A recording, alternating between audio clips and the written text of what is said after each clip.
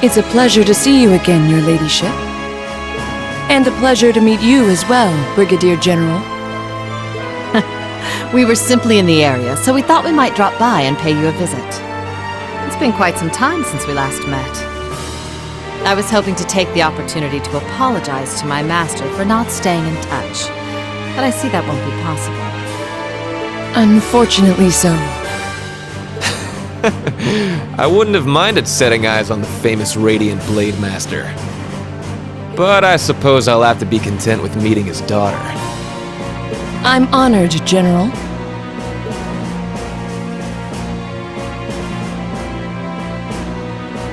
I can't believe they're here. Do you know them, Rean? They seem to be provincial army officers. Their names are General Aurelia Le Guin and Brigadier General Wallace Bardius. They're said to be the two strongest generals in the provincial armies. Yeah, I don't think there are many people interested in martial arts who don't know about them. That's how famous they are.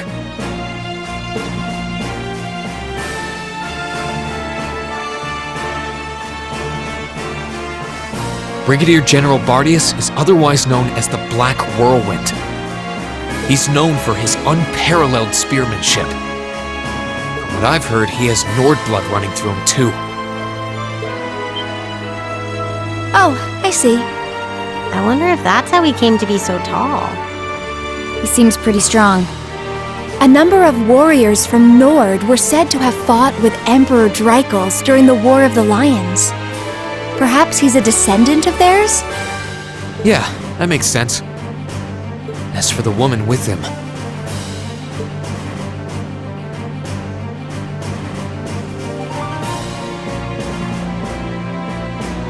she's generally known as the Golden Rakshasa. She's also a countess and head of the Le Guin family, as well as commander of the Lemaire Provincial Army. And hard as it is to believe, I've heard she's a practitioner of both the Arcade and Vander schools of swordsmanship. Wasn't the Vander school practiced by the guardians of the Imperial family? Lieutenant General Vander is a practitioner of the Vander School too, obviously. Is she even human? Both of them are key public figures in the Alliance. What could they possibly want in a neutral region such as this, I wonder? Still, it won't do to have you standing around here. Allow me to show you to my father's office. Klaus, would you prepare some tea? Oh, there's no need to concern yourself with that. Seeing that the Viscount isn't here gave us all the information that we needed. What might you be suggesting? Be at ease. We didn't come to criticize anyone for the Crimson Wing's appearance near Trista. Still, it's always good to know who you're fighting against. The way I see it, you're continuing to remain neutral now. But if it came to it, you wouldn't be afraid to take up arms for your personal sense of justice.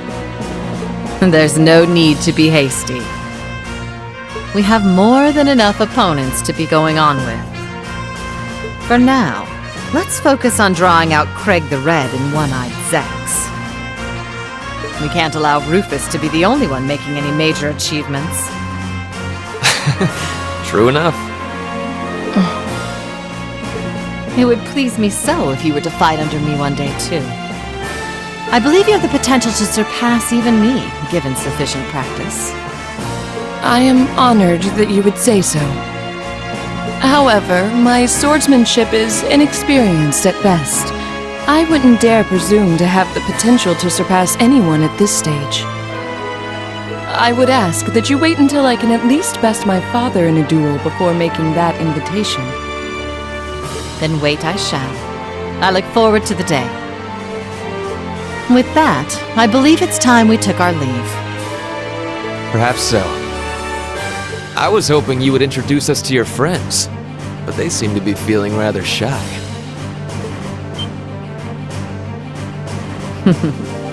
Teasing them, are you?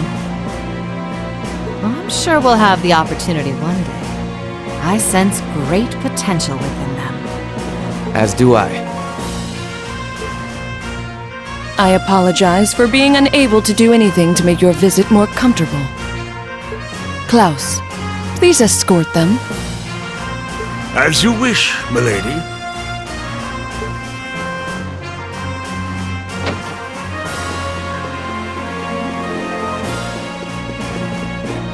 Come to think of it. Perhaps you wouldn't mind joining me in a battle before I depart. I haven't had the joy in quite some time. I hardly think an old man such as myself would prove to be a worthy opponent to one of your strength, General. Oh, I wouldn't be so sure about that. You haven't let your guard down for a second since I stepped into Legram.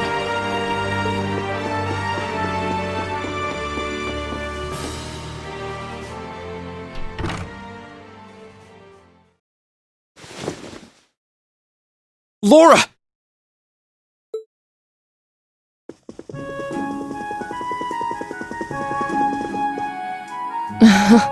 I'm sorry that you had to see me like that. It took all that I had not to be overwhelmed by their sheer presence. I'm not surprised. We could feel it well enough ourselves, and we weren't even in the room.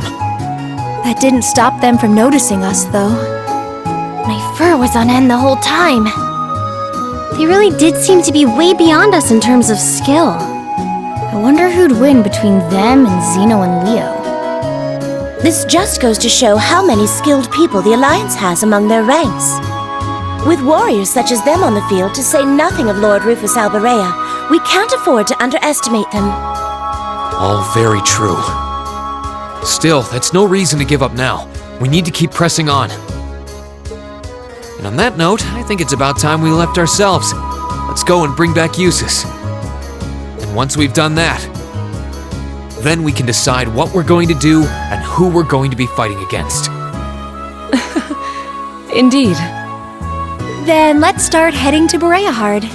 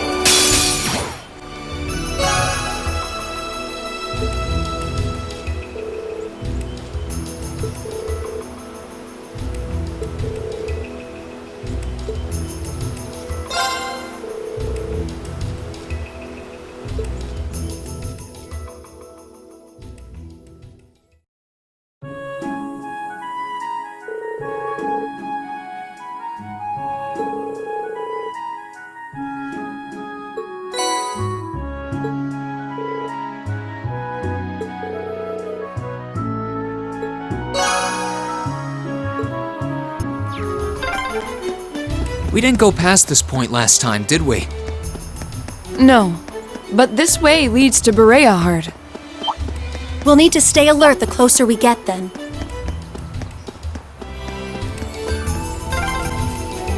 Huh. Do you recognize this path, Laura? I'm afraid not.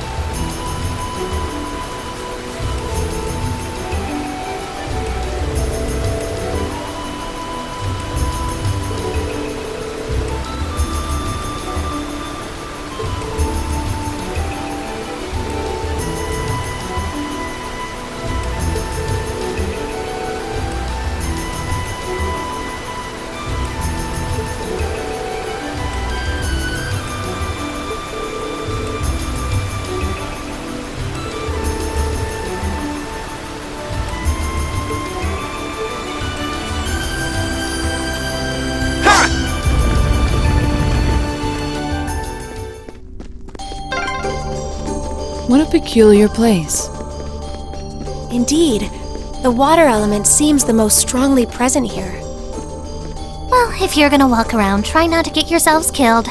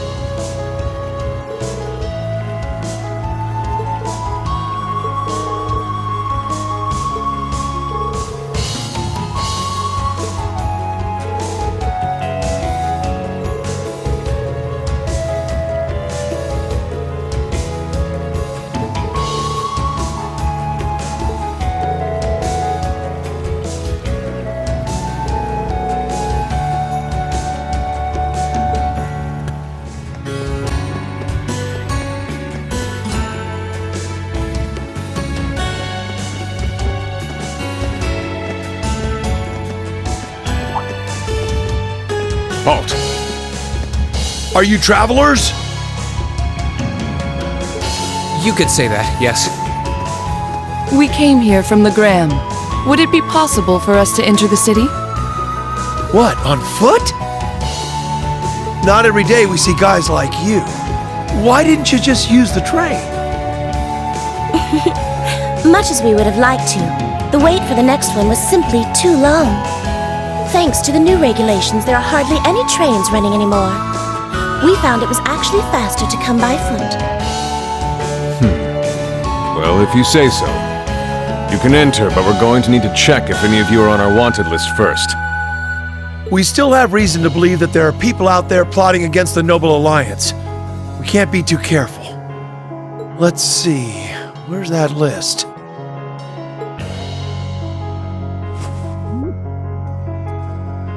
This isn't good. Emma. I know.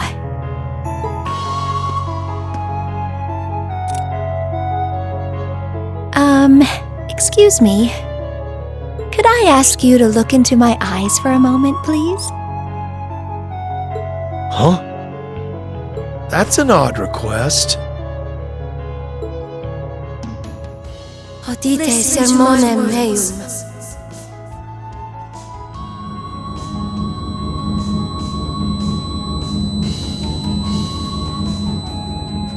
What the? Huh? We're just common travelers, and we aren't on that list of yours. Which means we can pass, right? Why are you still standing there? Go along inside. Just don't go causing any trouble, unless you want to find yourselves arrested.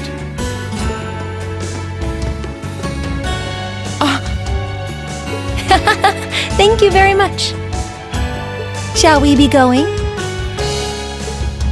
Yeah.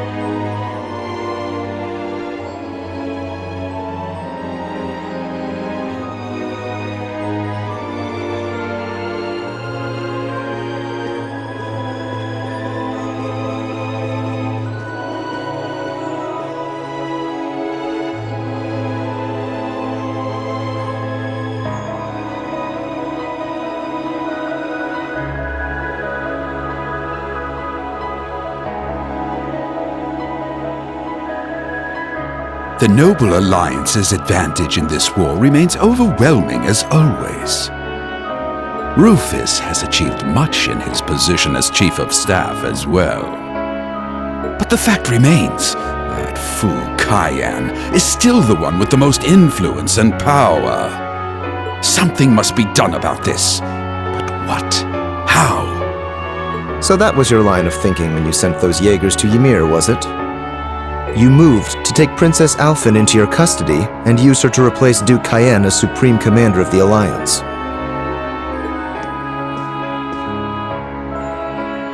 Do you have something you want to say to me, Eustace? You seem very unhappy about the fact I sent him to the hometown of one of your classmates. Not at all, Father. However, I do believe my brother also expressed disapproval of those actions. I humbly ask that you think twice before interfering with any neutral powers in the future. And I would suggest you think twice before involving yourself in matters that are of no concern to you. Focus on the work you have been given and leave me to do mine. I apologize for speaking out of turn. I must think of something that will allow me to seize his position. I can't allow that pompous halfwit to call himself the Alliance's Supreme Commander for a moment longer. I may need to reconsider how Rufus should be acting in his position as well.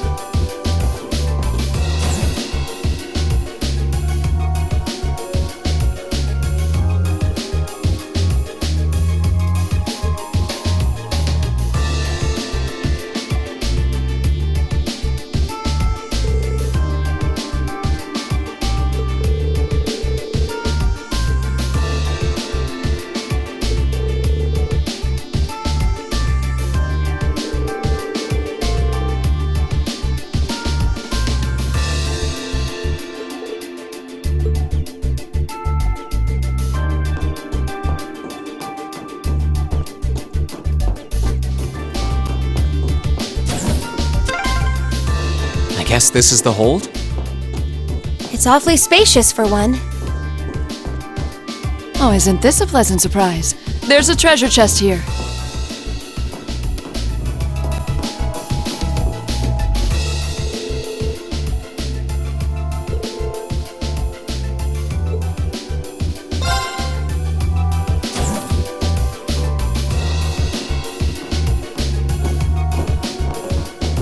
You certainly took your time.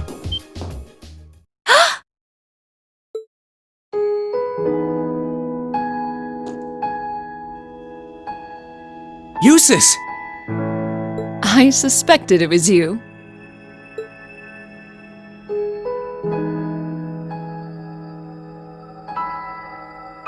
How long did you intend to make me wait? I half wondered whether you would even bother to show up.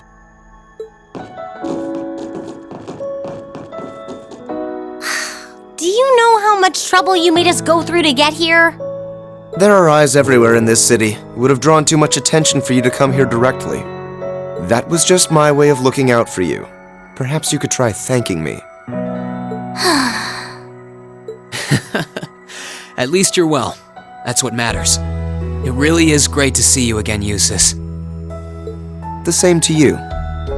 I'm impressed you were able to overcome the many ordeals you've no doubt faced to make it this far. But should I be surprised, I wonder? I've always had high expectations of you. I doubt I would have been able to come this far if not for everyone's help, though. Still, thanks, Eustace. This means that all of Class 7 is finally together again. And I couldn't be more overwhelmed with joy. Congratulations, everyone. Thank you so much.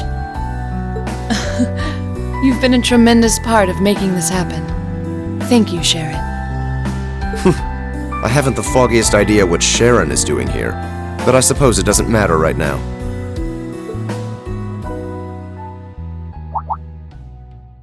Eustace? I've been kept abreast of your activities through the Noble Alliance's information network.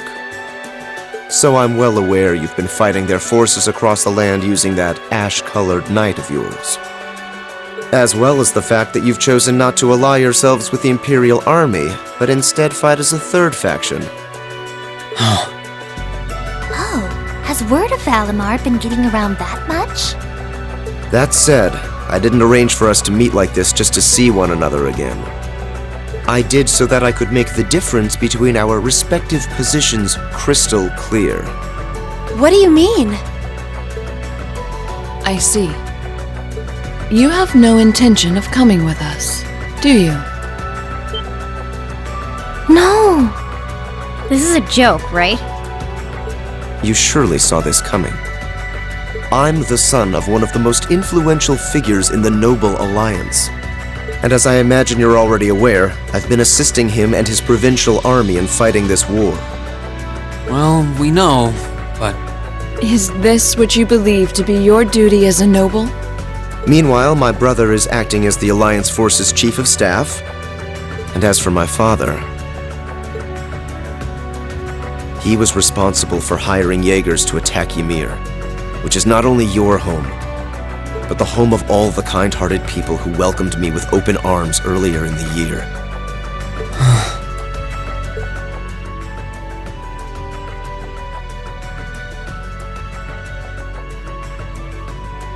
I can only apologize. If I'd returned home earlier, then perhaps... No, I don't even have the right to do that much. Yet with that in mind, it should be clear that we can't go back to the way things were. The gulf between us is simply too vast to be filled. Our paths have parted. That is reality. Eustace, please! It doesn't have to be like this, Eustace. I will guarantee you safe passage out of the city. If you deem it necessary, I can even have you escorted out by car. However, once you're out, we can Eustace. I can understand why you feel somewhat responsible for what happened in Ymir. I can understand why you, as an Alberea, feel as though certain things are inherently expected of you.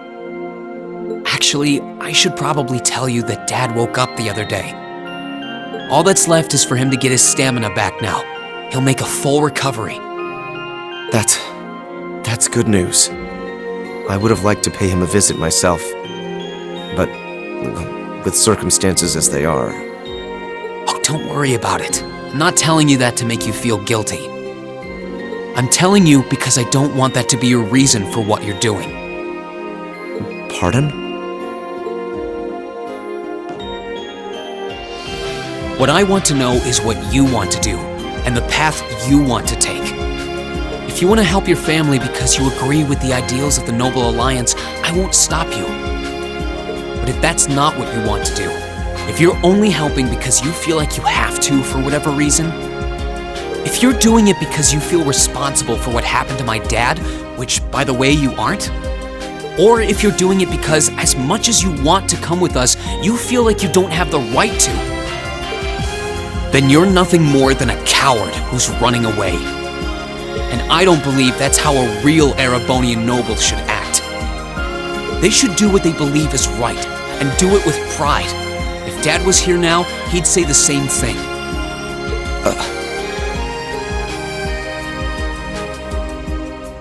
It's kinda harsh. It might sound cold, but he's right. We're only students, still learning more about the world around us. Alone, we don't have the experience or knowledge to go around proposing solutions to the conflicts in this country. Not to the war going on around us, nor to the class divides that started it. But that's alone, and that's why I think we all need to come together as a class again. We're all inexperienced, but we all come from different backgrounds and social standings, and we each have unique experiences to share. It's only by pulling those together that we can overcome whatever life throws at us. It's worked for us during every one of our field studies. Why wouldn't it work now? He's right, Eustace. Indeed. Rean had to remind me of that too, you know. It's always nerve-wracking for those of us who have to watch you pull crazy stunts all the time, I hope you know. It certainly is.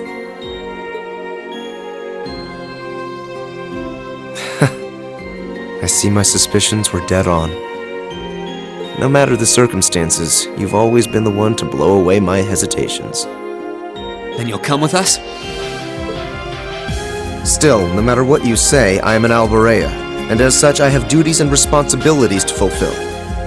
If you are determined not to back down, then we will have to settle this with a duel. Just as you and Crow did 1 month ago. A duel? Follow me, Rean. Our destination is Aurochs Canyon.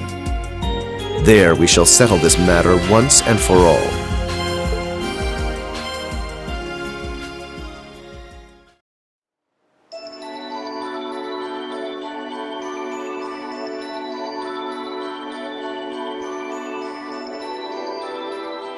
Well, I wasn't counting on this. I'd only intended to gather information on the Crimson Wings, and yet here I am, bearing witness to such a compelling scene. I've no duty to report anything I see to Duke Albarea, but I suppose there isn't any harm in watching how things unfold. Whatever.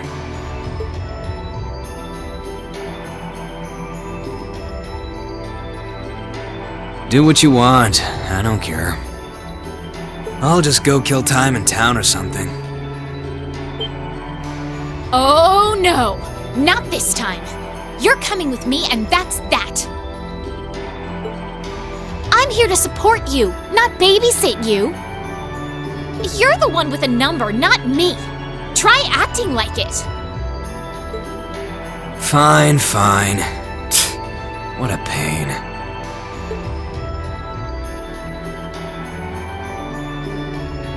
There's a familiar face among them, so this might not be a total waste of time.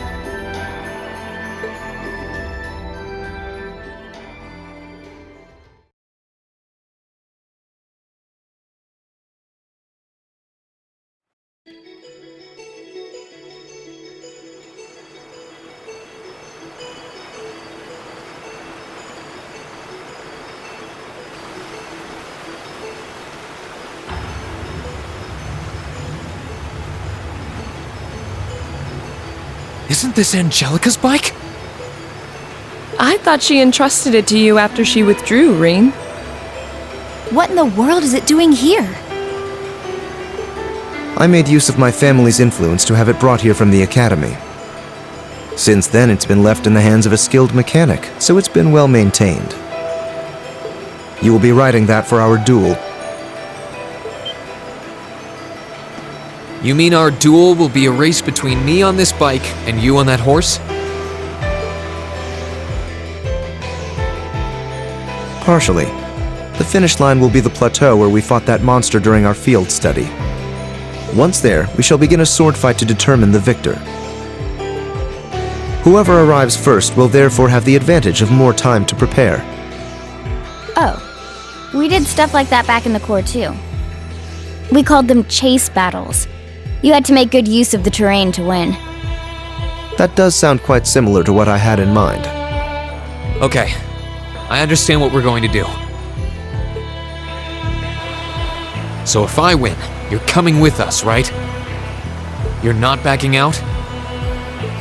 Correct. In the unlikely event that you defeat me, I will concede and go with you. But know this, I've absolutely no intention of holding back. That bike of yours may have the advantage in terms of speed, but I know this area like the back of my hand. Do not expect this to be an easy battle. Oh, I won't. I'll be coming at you with all I've got. I would expect no less. They're way too fired up about this. We'll have to simply stand aside and see what unfolds. Right.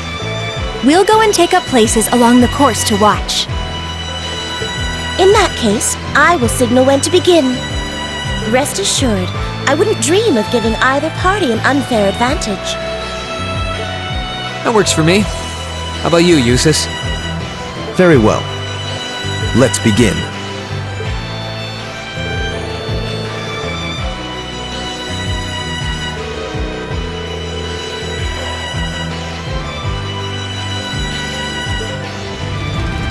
Good luck, Rean. Go get it. I won't let you down.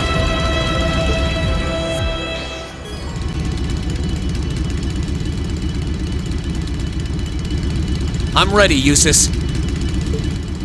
As am I. Now demonstrate to me the strength of your resolve. All right, take your positions, please. 3, 2, 1, begin!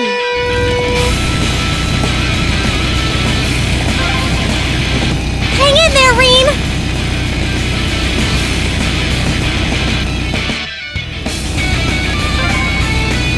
Go, go!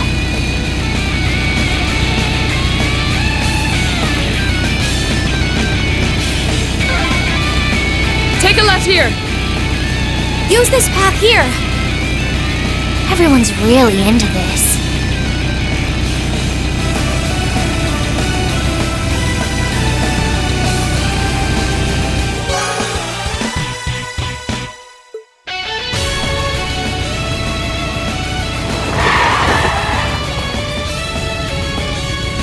Yes! I won!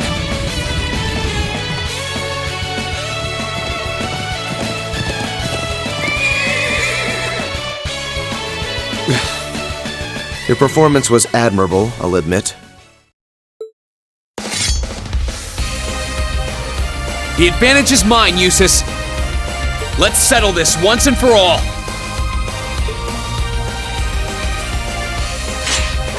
No matter, a handicap like this will hardly pose a problem for me.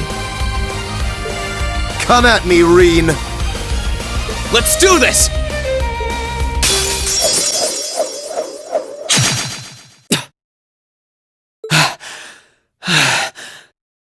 Looks like I win this one.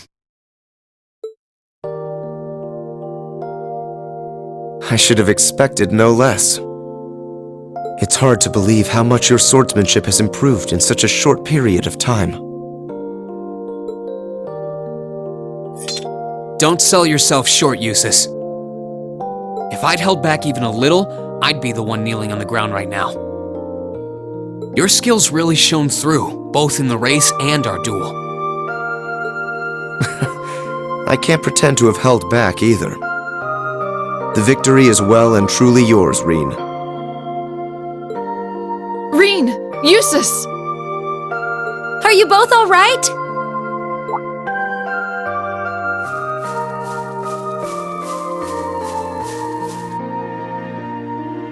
Oh, hey guys.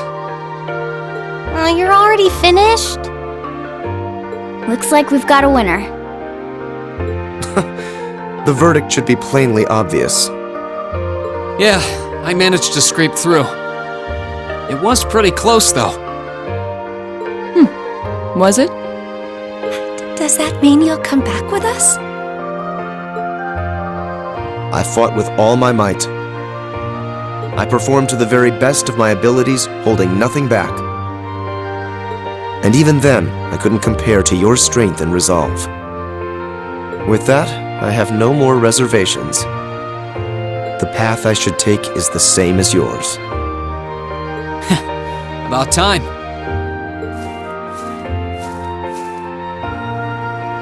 We're happy to have you with us, of course.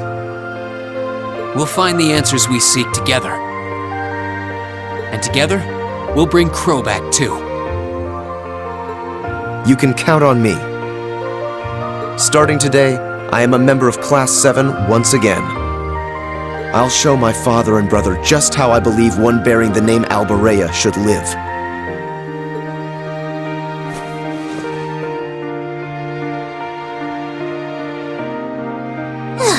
I feel embarrassed just watching you two. There's nothing to feel embarrassed about. This is just part of how we are as a class. That's very true. There are some things you learn only by directly confronting those you care about. I know this much from experience. You and I both know a thing or two about that, don't we, Fee? Sure do. Congratulations on reuniting nearly everyone in Class 7. I suppose now is the best time to start thinking about what to do next. I wouldn't celebrate your paltry victory just yet. Who was that? Up there.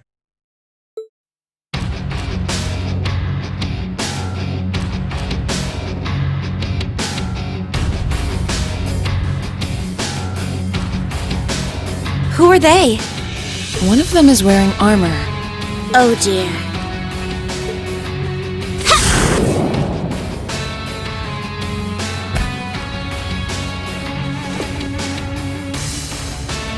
Good day to you, ladies and gentlemen of Class 7. I'm afraid I've come to thoroughly put a damper on your reunion. I hope you don't mind. She knows us? Just who are you? Well, at least one among you should already be familiar with me. But it wouldn't hurt to introduce myself for the benefit of the others. I am a lady after all.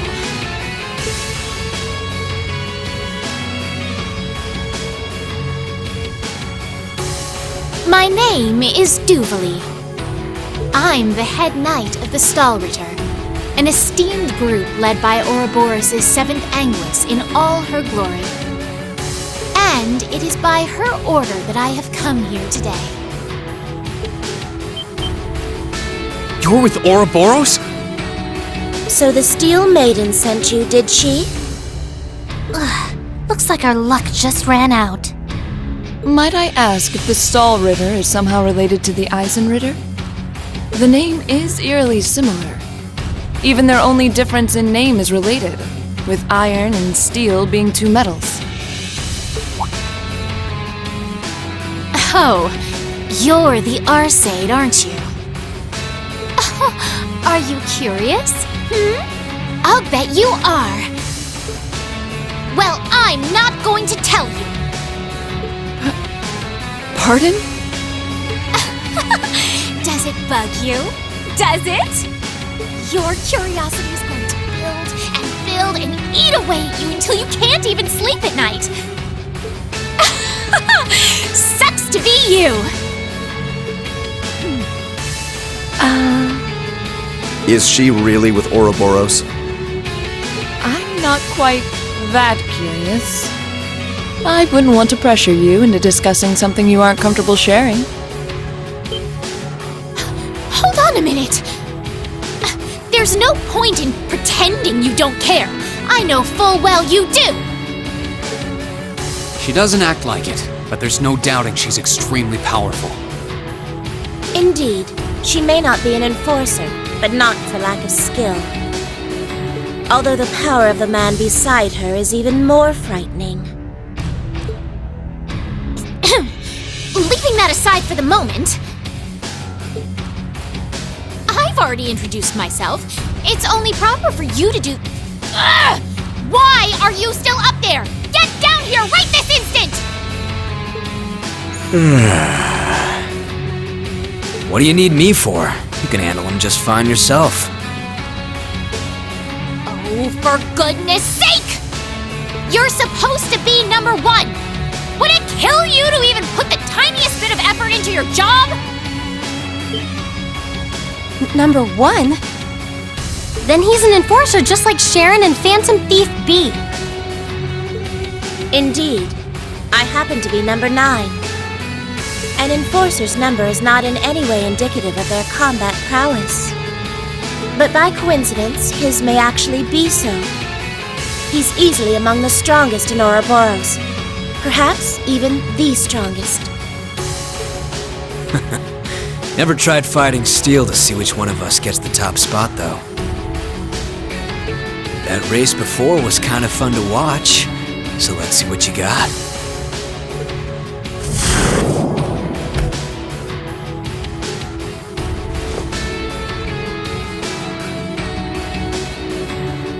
The name's McBurn.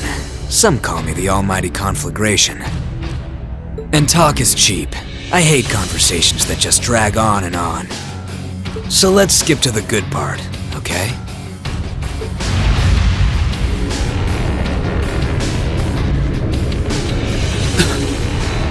The power radiating from him is incredible.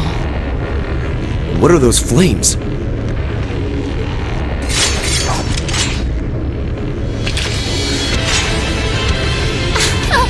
Shall we begin? My swift swordsmanship was taught to me by my illustrious lord, the Steel Maiden. And you haven't a chance in hell of withstanding it. I've gone to the trouble of coming down here. Do me a favor and try lasting a minute before you call it quits. Your arrogance will be your undoing. Give them everything you've got! Of course! Man, is that really what you call everything you got? This can't be happening. How can they be so strong? I've never fought anyone so strong in my life. Not by a long shot. I didn't expect we would have a chance against him head-on. We were able to knock that knight down at least. Ugh! I can't believe I lost to mere students. And of course, one of them had to be an Arsaid. This is so humiliating! Oh, give me a break. Were you even trying? I thought you beat Louve once. Hard to believe with that sorry sight of a fight. I did. Granted, he won the other 99 or so battles. And I was! I simply slipped, that's all! Hmm? Interesting. You mixed by any chance? What are you talking about? Nothing. If you haven't noticed yourself, I'm not gonna be the one to tell you. If you haven't, it's probably not much anyway. Huh? What do you... Anyway, I'm out of here. You can take care of handing him over to the Duke. You can't possibly be serious! You won't help even a teensy bit? It's a little much to handle all by myself. Nah, I'm tired of this already. Maybe if one of them could seriously give me a run for my Mira, I'd consider it, but... One run for your Mira coming right up. Huh? It couldn't be. She finally made it.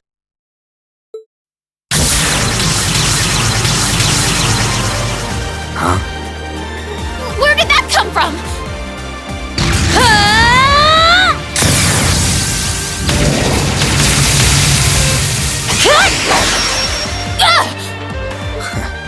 Nice. Looks like I was right to hurry. I wasn't expecting to find you fighting monsters of this caliber. You're... Instructor Sarah?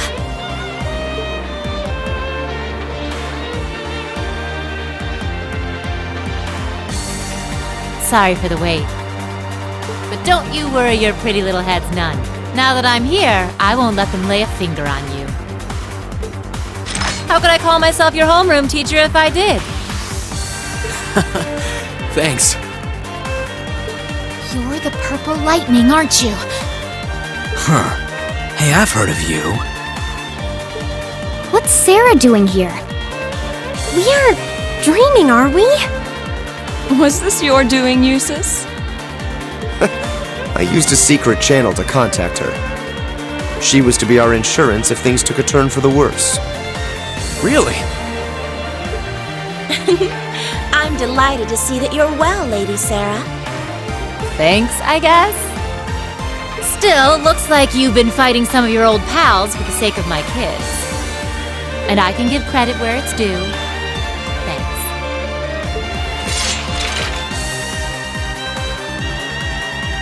Ugh. Do you seriously want to keep fighting? Surely you don't believe you'll win because you're an A-rank bracer. You ask me, this is more like it. Not like there are any towns nearby I can burn down, so maybe it's time I stopped holding back.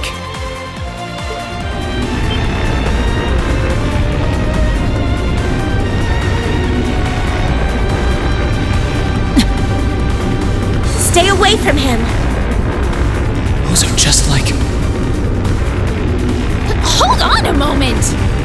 I know I said I wanted help, but I'd rather you didn't set me on fire in the process. What the devil are you doing up there? The hell? That sounds like...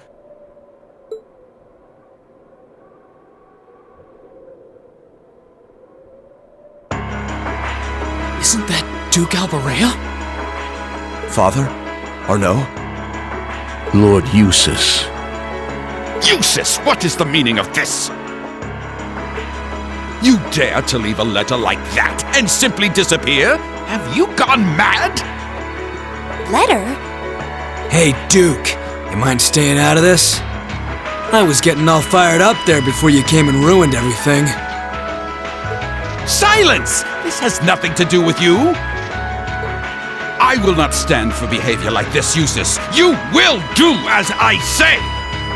Your selfish actions will smear mud on the good Alberea name. Is that what you want? My intentions are as I outlined in the contents of that letter. I intend to walk my own path with my classmates at my side. I have no wish to dirty the Alberea name. On the contrary, I wish to find for myself how I should live as one who bears it. Eustace. What is this drivel? I always knew what a mistake it was to accept you into this family. Come forth, Knights of Kreutzen!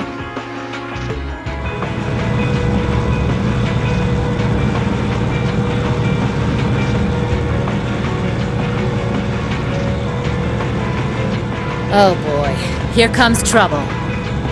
These must be the soldats from Oryx's fort. I don't recognize that one either. It must be a new model.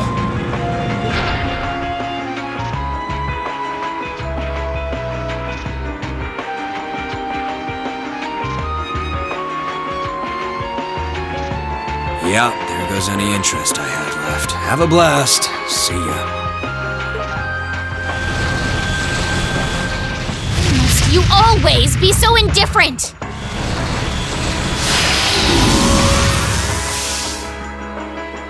Rean! Right. Looks like it's your turn to shine. Are you gonna call Valimar? No matter the results, we can't turn back. Take care, Master Rean. Heed my call. Valimar, the Ashen Knight! Acknowledged.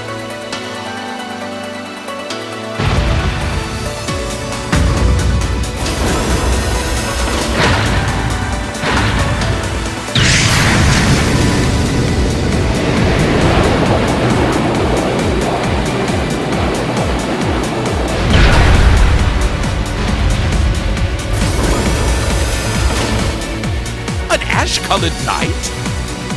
Huh. So that's the foul fiend that caused trouble for the soldiers from the Twin Dragons Bridge. Oh, so that's the Ashen Knight? The very same great knight that fought near Trista at that. And I can sense even more mana coming from it now than I could then. Its form is most impressive.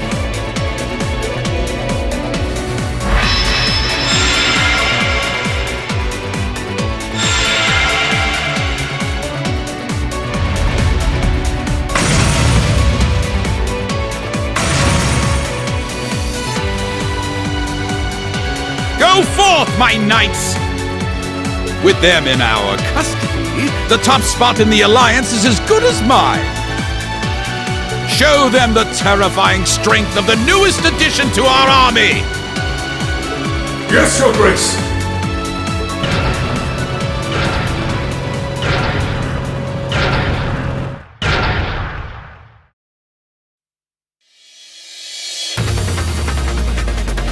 That one looks tough. Heavily armored, too. But I'm sure Valimar can take it. Right! Let's do this! I'm counting on you, Valimar! Understood.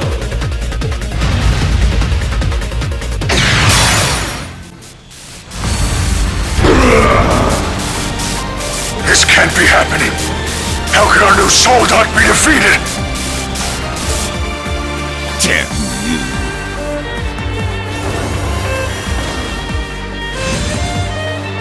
You think he's ready, Celine? He should be.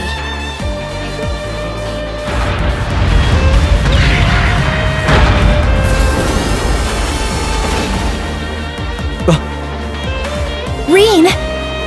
Give us a hand, Emma! We're going to open the spirit path! Right!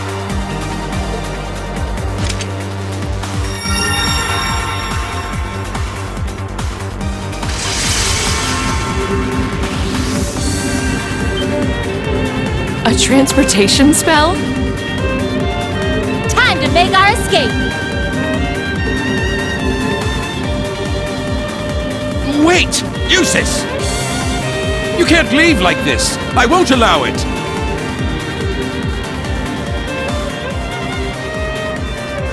Farewell for now, Father. Please give my regards to Rufus as well. It is my dearest wish that you won't repeat the mistake you made with Ymir a second time. Arno, might I ask you to return the horse I borrowed to the mansion? As you wish, Lord Eustace.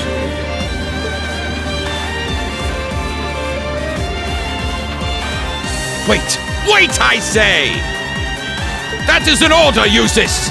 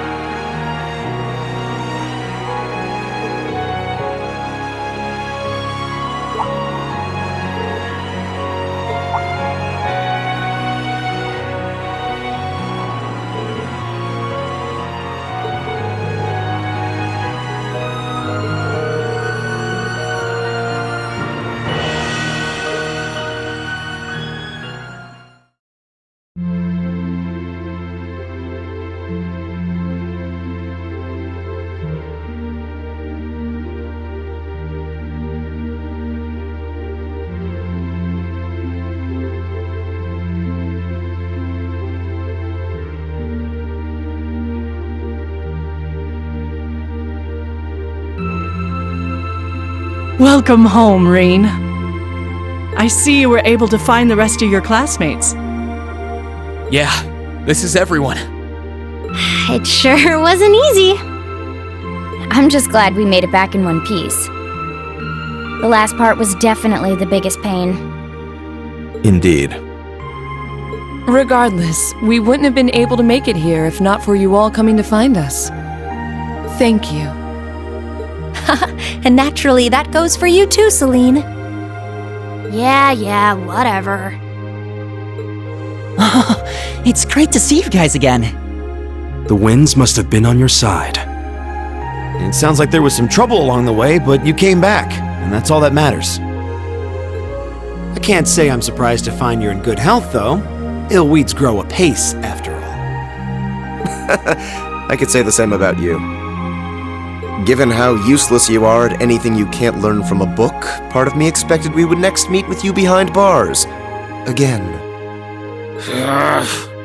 It hasn't even been 30 damn seconds and I already want to kill you. Okay, my turn! Aw, why'd you move out of the way? Because you were trying to hug me, obviously. Oh, come on. You know you want to.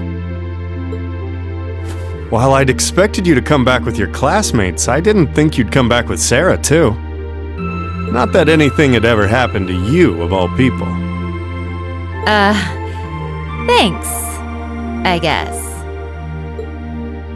Certainly has gotten lively around here. It sure has.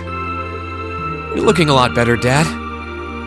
I'm still a ways from being back to my old self, but I'm finding it a lot easier to walk around. Toval and Captain Claire have kindly been handling both the village's security and correspondence with the other regions, which means I can focus on my health. We're not doing anything special, really. We're just glad that you've been getting better. That's not true at all. You've done so much for us, I don't even know where to begin thanking you. And Rean, I want you to know that we're both so proud of what you've accomplished. It couldn't have been easy coming this far, but you did it. You should hold your head high. Thanks, Mom. Oh, I wouldn't have been able to do any of it alone. It was only possible because everyone was with me. Well, I think we've been standing out here long enough. I've had rooms prepared for you all at the Phoenix Wing, so go ahead and rest there. Oh, nice. Isn't that where we stayed during our last visit? That's the one. I imagine you must all be exhausted after all that's transpired in the past few days. The open-air bath's finally been repaired too. If you get the chance, you should enjoy a nice, relaxing bath after all your hard work.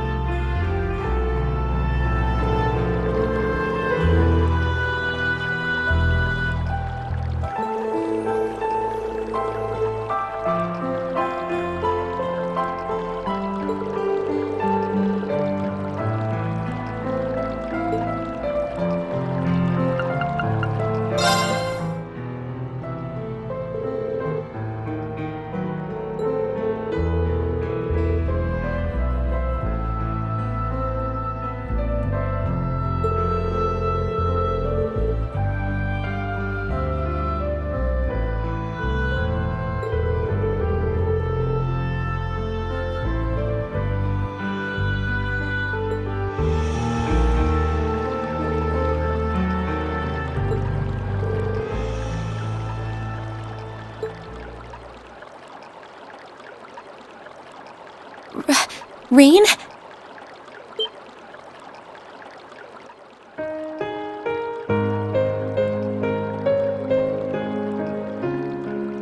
Emma? I didn't think anyone else would come here so late at night. Sorry, I'll get out now. No, you shouldn't have to do that. I'm so sorry. I had no idea that anyone was in here. Still, this might be the perfect chance for us to sit down and talk. Pardon?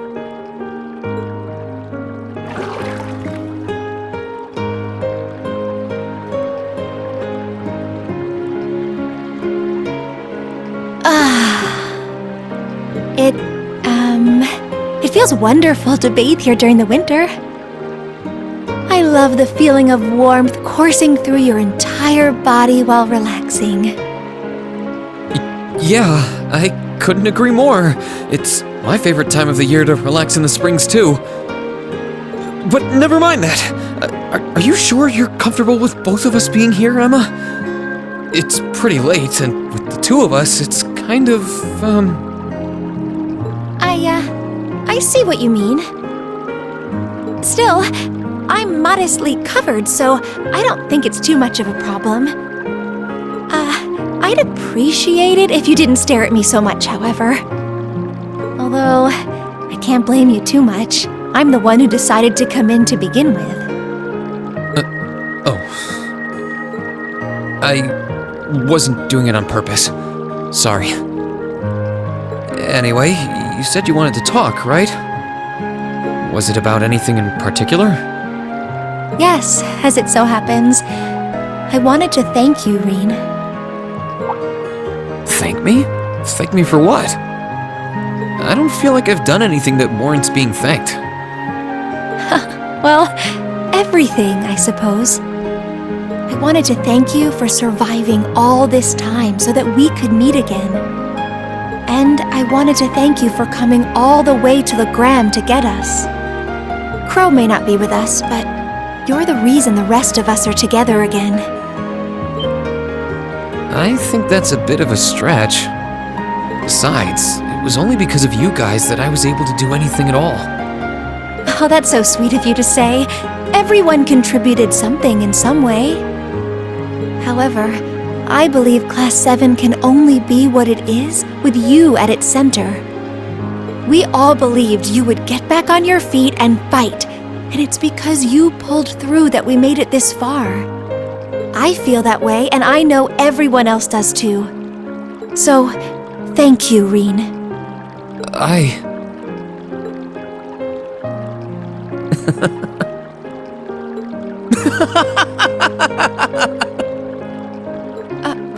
Please don't laugh. It took a lot of courage to come in here and tell you that, you know. I'm sorry. I wasn't laughing at you. It just finally hit home that everything Elise said was true. I had no idea that everyone was thinking of me as much as they were, or that so many people were looking out for me. It just made me realize all over again how blind I've been all this time. So I couldn't help but laugh at myself. I see. Our bonds are stronger than you realize. They won't be broken so easily, Rean. I hope you never forget that. Don't worry, I won't. And now that Class 7 is together again, I'm sure we'll be able to go back to the Academy one day. As long as we don't give up, I know we can make that a reality. So, let's give it everything we've got. Of course.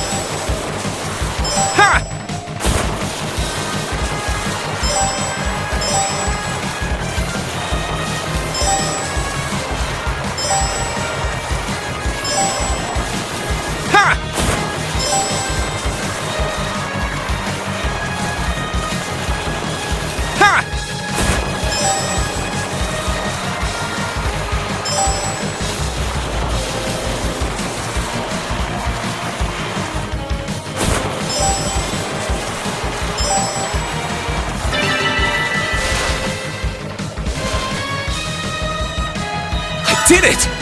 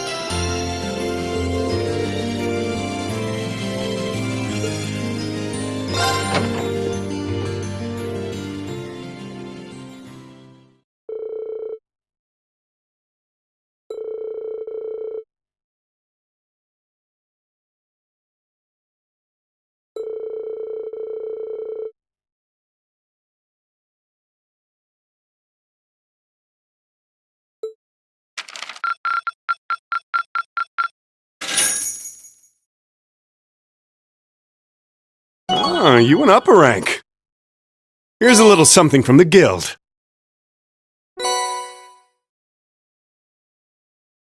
Nice work.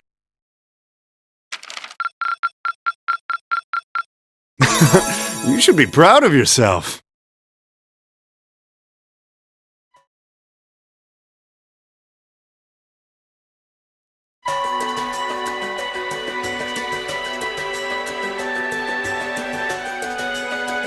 I've thought long and hard about it, and I think we as a class need to find a third way. A path of our own, separate from the ones the reformist and noble factions are taking. A third way, you say? I do agree. It wouldn't feel quite right for us to directly support either side. True, we might be military academy students, but we're still students. Involving ourselves in a civil war isn't something we should take lightly. We might have a divine knight on our side, but we're still going to need to be very careful how we proceed. Whatever we do, Valimar will certainly be at the center. No doubt. We've all seen how powerful the Divine Knights are. If we use them right, we can intervene in the war as much as we want.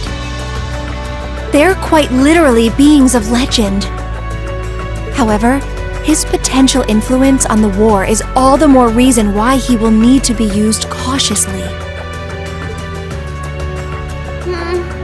What are we gonna do then? Even if we agree on not siding with either of the factions, I'm pretty sure each of us have different stuff we want to do. And different things that we have to do, too. Yeah, that's true. For my part, I need to rescue Elise and Princess Alphen from the Noble Alliance's clutches. Whether it's alone or with you guys, it's something I'll do. There's no way you'll be alone for that. We're with you all the way. I'm concerned about Dad too, what with them having him under arrest. I still can't get in contact with Fiona either. I'm glad I was able to see Dad, but I'm worried about her.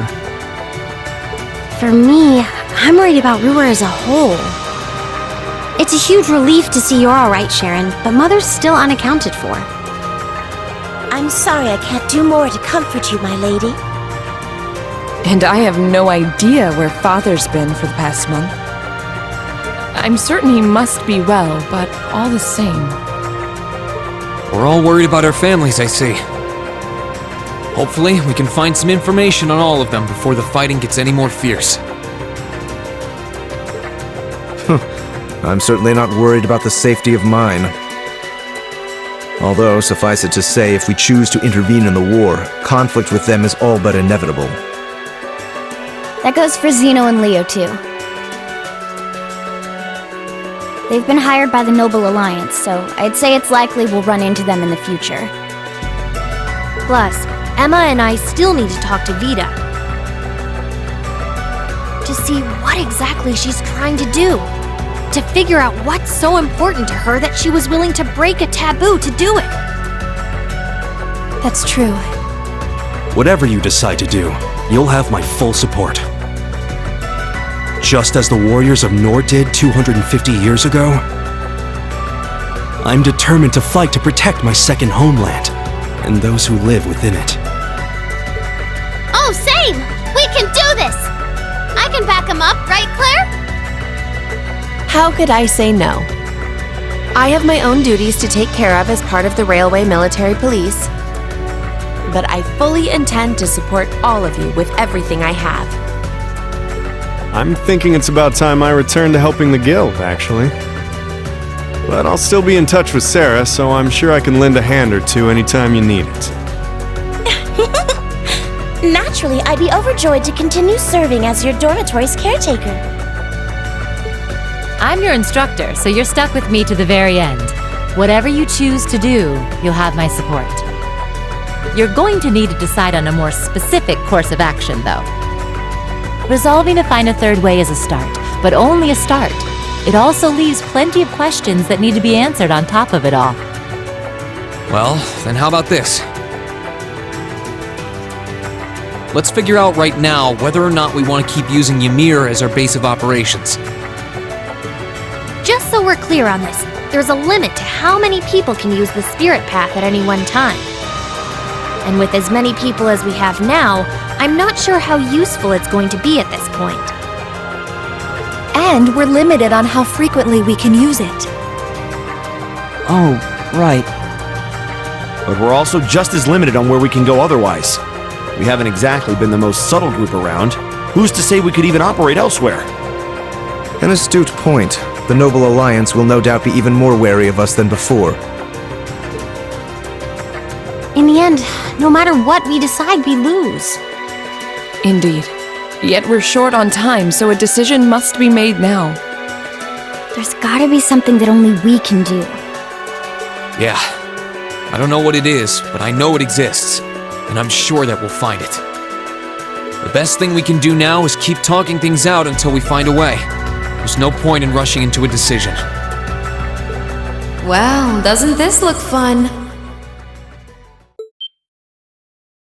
Mind if I join in? What in the world? It couldn't be.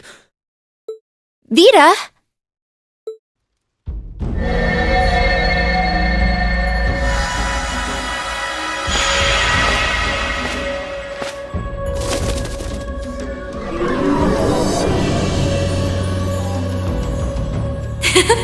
It's lovely to see you again, Emma.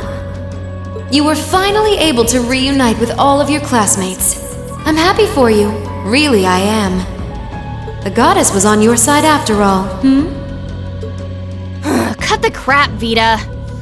Have you been listening in all this time? Where are you? I'm not far at all. Listen closely now.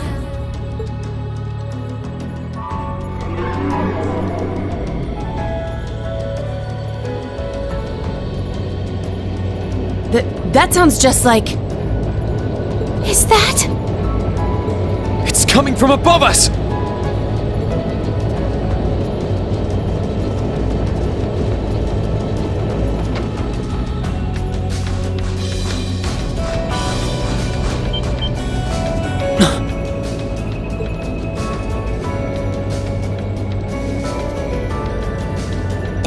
Isn't that the Noble Alliance Force's flagship? What's the Pantagruel doing here? Damn it! I didn't think she'd tell the rest of their army where we were. But why now? Why? Because our preparations are finally complete.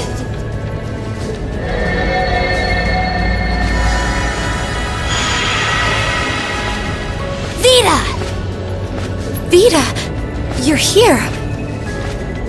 Yes, I am here, in the flesh. Good day to you all, Class 7. As nice as it would be to finally give you a hug, Emma, I wouldn't want to keep our guest of honor waiting any longer. So, without further ado...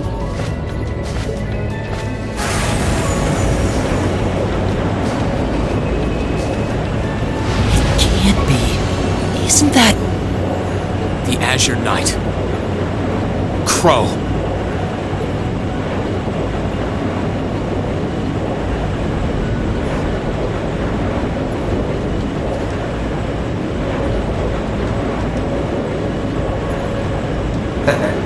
Long time no see, guys. Sorry for dropping in on you like this, but I'm sure you know the drill by now. You ready to have some fun? Is that really you, Crow? There's no doubt about it. See, you damn terrorist. Come on! Right! Heed my call! Valimar! Acknowledged.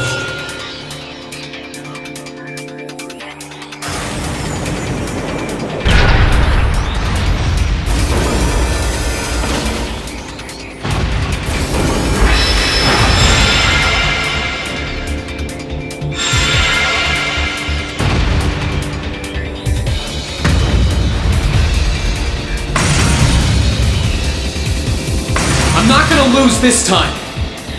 Because at the end of the day, he's just an obstacle that needs to be overcome. So lend me your power, Valimar! Very well. Use my power as you see fit. You've really taken to piloting since your last encounter, haven't you? I was hoping you would, and you didn't let me down. You boys have so much potential. But potential is only that, potential. And you, Rean, might want to reevaluate just how many obstacles need overcoming.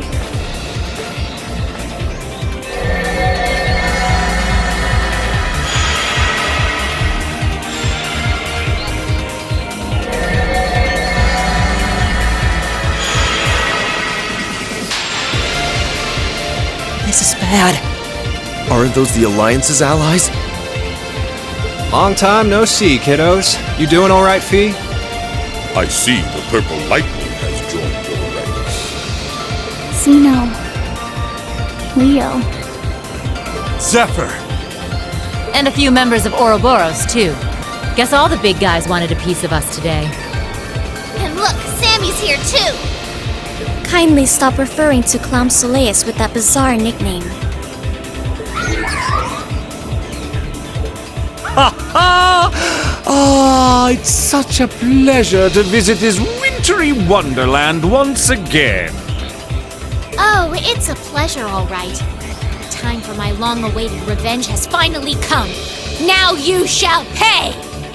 It's only been 2 days since you first fought them, you know. This could pose a problem. Why send so many powerful allies here? And all at once? You've proven to be rather formidable adversaries after all.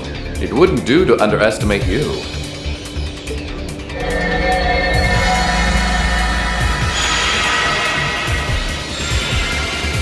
Rufus! I'm pleased to see you all again, ladies and gentlemen of Class VII. As for you, dear brother, I was told that you'd run away from home. It does my heart good to see you safe and sound. So, you've finally gathered up the will to make the difficult choices life set at your feet, I presume. Even if those choices place you in my line of fire? Yes, I have. I can't believe he's shown up too. The Noble Alliance is pulling out all the stops to finally get rid of us, aren't they?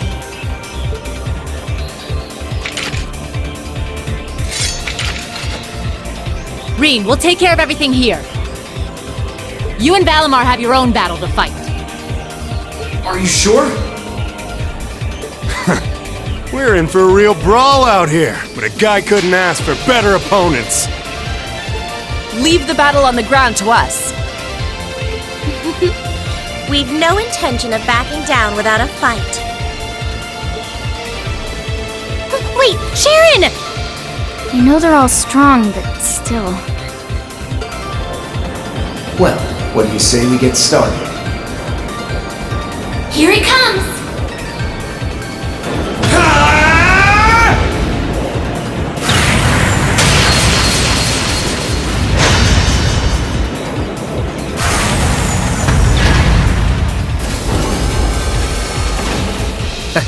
I'm impressed. You managed to hold your own better than I expected you to. It's only been a month or so, but you've really grown as an Awakener, Rean. Well, it's hard to go through the kinds of things I have without growing from the experience. And now that I've done all that, I'm going to be the one who takes you down! No, you're not. I said you could hold your own, not that you could win. Remember, there's still a 3-year gap's worth of experience between us. And it's time you realize just how much of an impact that gap has. That's enough, Crow!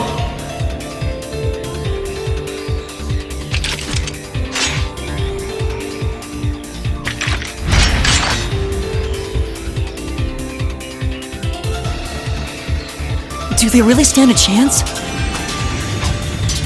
Well, they're putting up a good fight so far, but... Yeah, it's not looking good. They're outnumbered for one thing. Then it's time we lent them our aid. Agreed. Weapons at the ready, guys.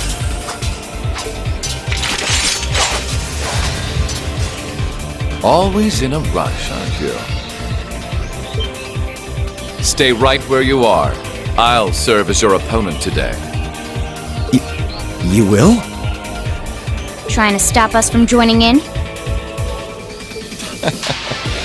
I'd rather our intrusion cause as little inconvenience as possible for the people of this village.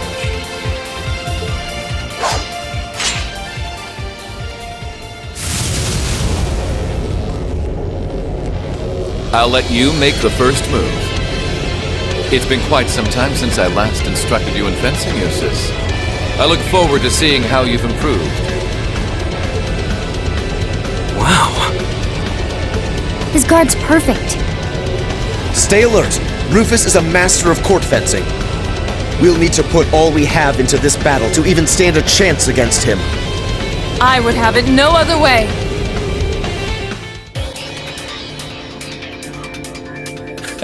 Well, I won't deny that was an entertaining diversion. But you'd do well to intensify your training regimen if you hope to best me. How is he so strong? We didn't stand a chance. He might even be stronger than Sarah. Are you guys okay? Hey, you really think you've got time to be worrying about them? You ain't getting out of this one, Rean. All right, bring it on! It's time to settle this, Crow!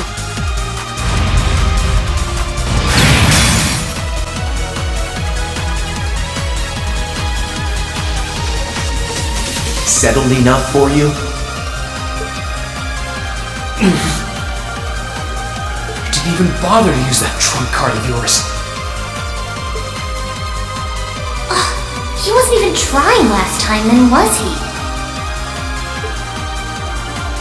Come on. With the way you are now, I don't even need to try. I'll always win. And that, Rean, perfectly illustrates just how massive the gulf between us is. Maybe you think you've had it tough up till now. But you're gonna need to go through a hell of a lot more if you want to even the odds.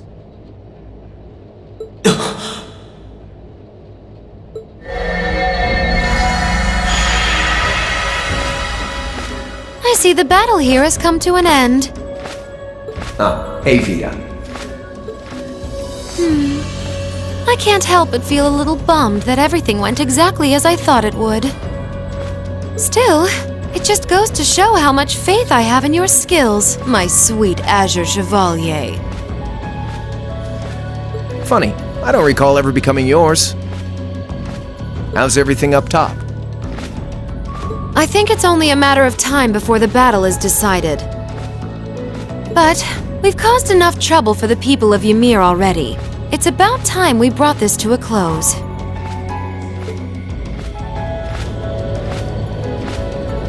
Finestrum Phantasma Window.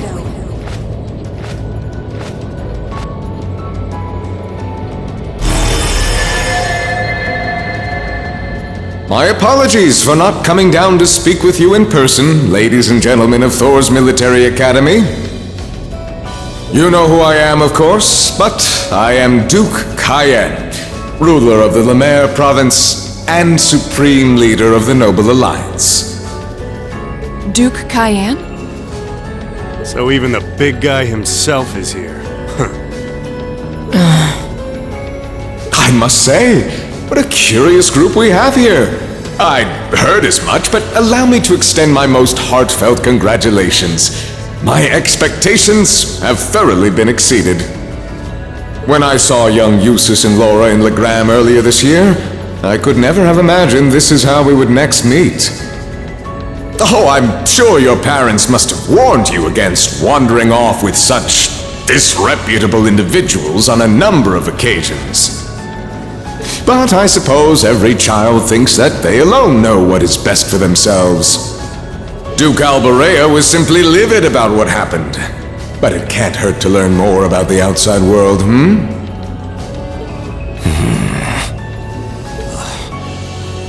word that leaves his mouth is condescending. Did you come all the way here just to tell us that? Don't be silly, child. Rean Schwarzer. I had this meeting arranged because I wanted to speak with you. Perhaps the method was a touch too garish for something so simple, but do forgive me for not formally requesting an audience. With me? With you. Allow me to get right to the point. I wish to invite you, Ashen Chevalier, aboard our flagship. Wait, why? I've heard all about your magnificent exploits across the land. And so I thought it would be nice to sit down and have a long, pleasant chat with you. About the past, the present, as well as your future. Are you suggesting... You want Rean to join the Noble Alliance? Should you accept my invitation, we will withdraw peacefully from Ymir. Furthermore, I give you my personal assurance that we will leave this village alone for the duration of this war. A fine proposition, is it not? Are we interested?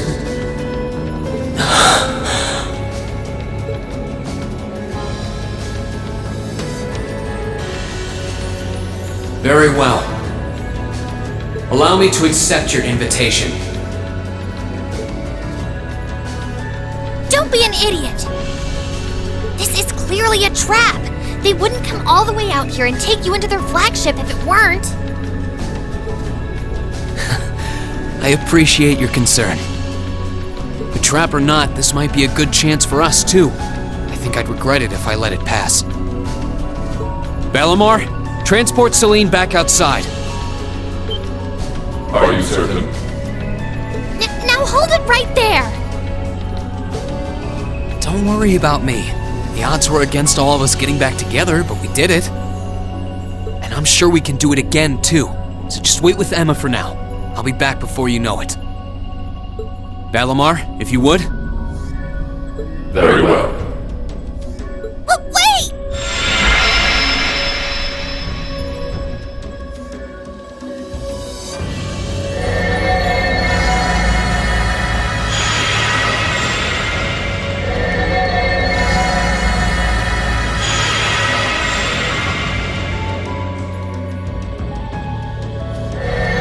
It seems the time has come for us to part ways once again. But remember this, you're an Alberea. There is power and dignity in that name, to whatever end you would use it. I want you to prove that the convictions you cling to are worthy of your loyalty. Not for my benefit, but for yours. Wait! Lord Rufus!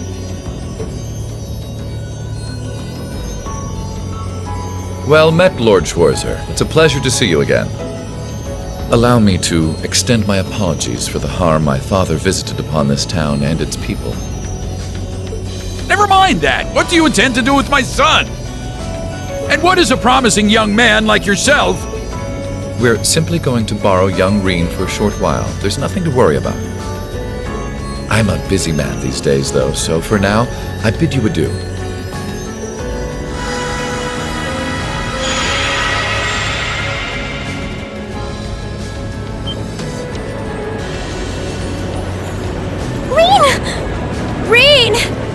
We all finally got back together, too. Why? Sorry, but I'll be back, I promise. So stay safe. Master Rean! Rean!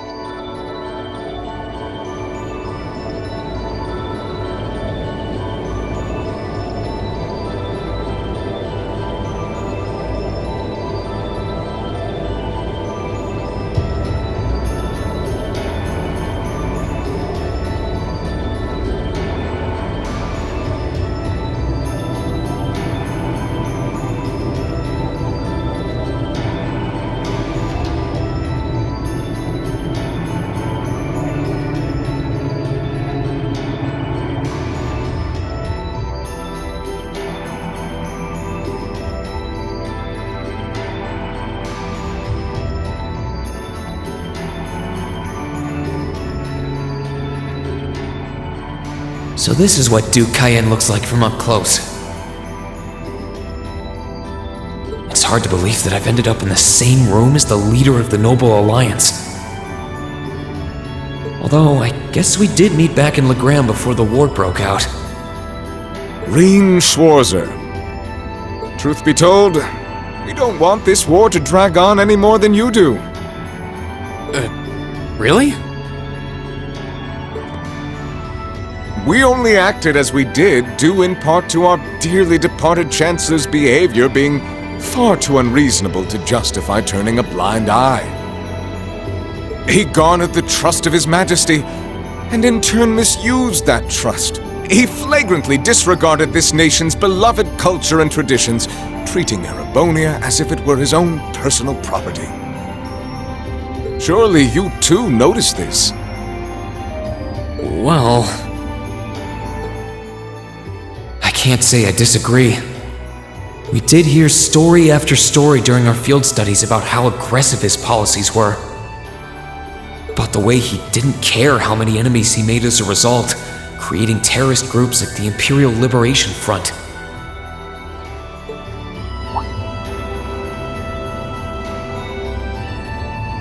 But as I said, the cause of our nation's ills is now gone. Now, all that remains is to turn back the hands of time just a touch, and the good old days of the Empire will be upon us once more. The key to this bright future lies in putting aside our differences and joining hands. Am I wrong? I'm afraid that yes, you are. Do you honestly believe that people can so easily put aside their differences after all the Alliance has done? You occupied Heimdall and effectively took every one of its citizens hostage, imprisoned the Imperial family. And let's not forget how you're now in league with the enemy nation responsible for the destruction of Gorelia Fortress. After all that, the Imperial army would never bow their heads to the likes of you, even if the rest of the population did. My word, I'm afraid there's been a terrible misunderstanding. The Imperial family is simply under our loving protection. They certainly haven't been imprisoned. But that does bring me to exactly why I want you to help us. It does? The Azure Knight is already on our side. But if we had your Ashen Knight as well, that would mean we'd have two of the great knights of Erebonian legend to put into play. Couple them with our Panzer Soldats, and the Imperial Army's armored divisions would cower before us. You may not find us winning the war ideal, but this union benefits everyone more than carrying on until our inevitable victory, I don't think it's that simple. I beg to differ. The presence of Soldats units on a battlefield makes a tremendous difference. What they may lack in firepower and armor compared to tanks, they make up for in mobility and versatility. But more important than even those factors is the psychological impact they have on our opponents. Well...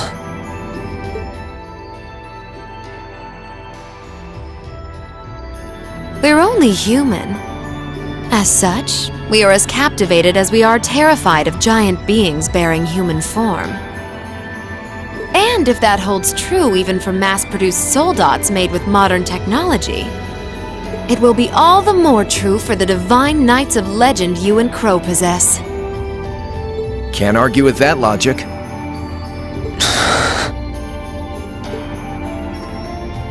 I will say it once more. Gileath Osborne is dead. And with his death, all that's left to be done is end this ridiculous war and return order to the Empire. Only then will everything be as it should. That includes both your pleasant academy life and the peaceful days of darling Elise and her friend the princess. Are you trying to...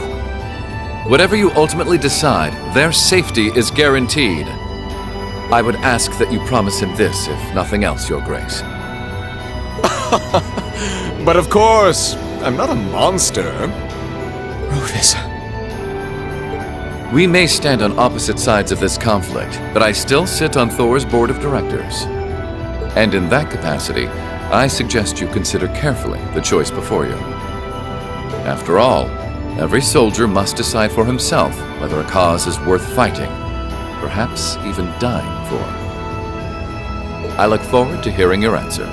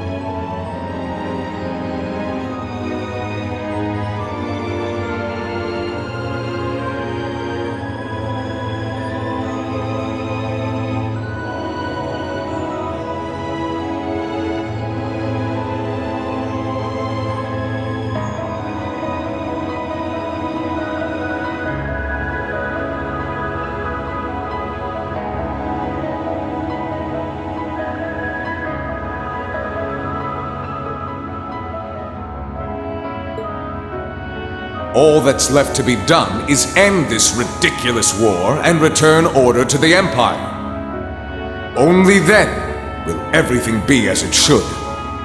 That includes both your pleasant academy life and the peaceful days of darling Elise and her friend the princess. I suggest you consider carefully the choice before you. After all, every soldier must decide for himself whether a cause is worth fighting, perhaps even dying for. I look forward to hearing your answer. It's hard to argue that this war began because the noble faction went too far. But the longer it goes on, the more people are going to suffer. Am I really okay with that?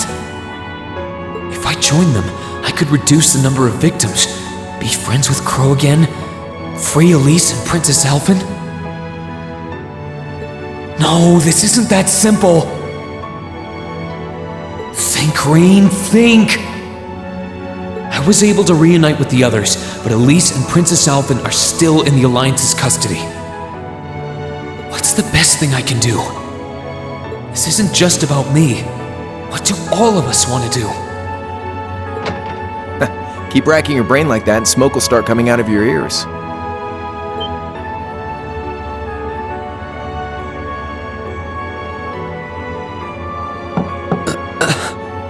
What do you want? Hey now, no need to give me that look. I figured I was gonna find you busy thinking everything over like your life depended on it. And what do you know?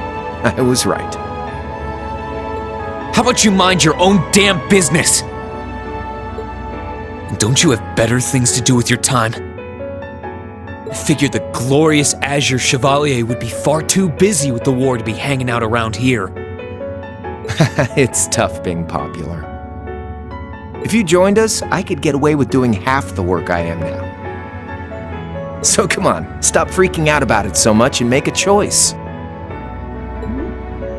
This isn't something I can just decide by flipping a coin, Crow! And besides, it'd probably be an easier choice if not for a certain someone. What's that in your hand, anyway? Grub, of course. Kinda early, but I brought you your lunch. Mind if I join you?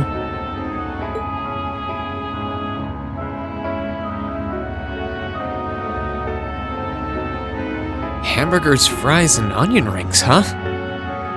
I was expecting something more fancy like I had last night. Oh, that kind of food more your thing? Okay then, give me a minute while I go ask the chef to whip something up. No, this is fine. The burger looks delicious. Cool. All right, dig in. This tastes kinda different from a normal burger. Oh, no wonder. It's got whitefish in it. Yeah, they're called fish burgers. Pretty good, right? Yeah, the tartar sauce makes for an unusual extra flavoring too. Oh. This tastes amazing. I like this way more than the food I had last night, to be honest. Well, glad to hear it. Guess it was worth putting my cooking skills to the test after all. Wait, you made this? Was my first time cooking in a while, too. Sharon could probably do better, though. But I wanted to give it a shot anyway. This stuff was like soul food back in Jirai, where I grew up. Oh. To think, all the time we spent searching for the leader of the Imperial Liberation Front, and he was right under our noses. Crow Armbrust from the Jirai SEZ. Oh, yeah, Vita was using some weird thing of hers to let you see what was going on, wasn't she? So I guess you saw what happened there. Yeah. Jirai was that special economic zone in the northwest you guys went to during our August field study, too. We didn't run into anything like that in the Jirai Special Economic Zone. Though, I guess that makes sense seeing as it's under the direct control of the Imperial government and not a noble. I seem to recall that it was annexed 8 years ago. Is that right?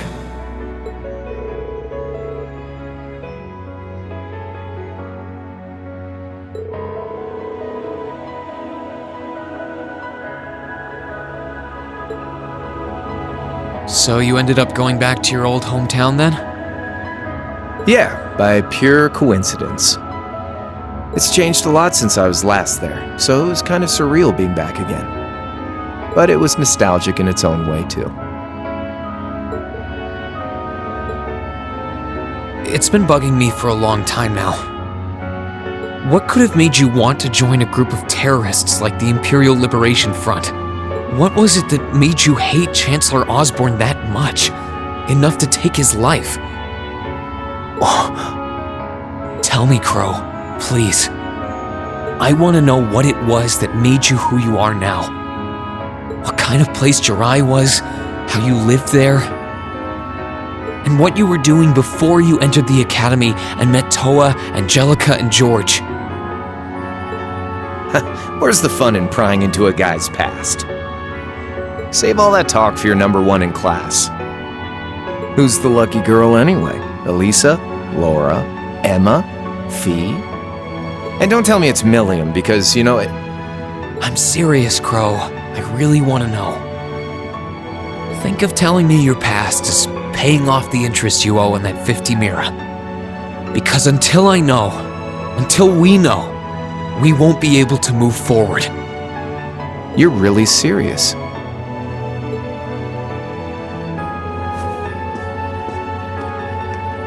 Crow? My past really isn't that big of a deal, you know. It's got nothing on yours, that's for sure. If you find yourself thinking that's all when I'm done, well, I warned you. So, you really want to know? Yeah. Nothing you say will change my mind. Please, tell me. All right, you win. Like I said, it's just your run-of-the-mill sob story. Pick up any history textbook and you'll probably find a dozen others just like it. It's the kind of story that's so common no one bothers to remember it, like it never even happened. Back in those days, Jirai was known as Jirai City. It was a city-state off the coast of northwest Zemuria that prospered through maritime trade with West Erebonia, Northumbria, and Remiferia. It had a population of around 150,000 people, so it wasn't exactly a big place or anything. Because of that, the surrounding nations left it alone and let us live out our days in peace. We were pretty fortunate, all things considered. Until about 20 years ago. That was when the Northumbrian disaster struck, and much of the Principality of Northumbria was turned to salt. And as a result, trade on the northwest shore was reduced to virtually nothing. Day after day, Jiraiya's prosperity started to fade away. Still, it wasn't all bad. We had our fishing, our historic landmarks, our septium mines. We could make use of those to get trade going again, both to keep our state running and to help out Northumbria. In fact, the one who advocated that approach was the mayor, my grandfather. He was the last mayor Jiraiya City ever had. He was a stubborn old bastard, but he had this wry sense of humor, and was well loved by everyone. I lost my mom and dad early, so he was also my only living relative. He taught me just about everything a guy could know. He was like a mom, dad, and your old master rolled into one, I guess. Anyway, fast forward to 10 years ago.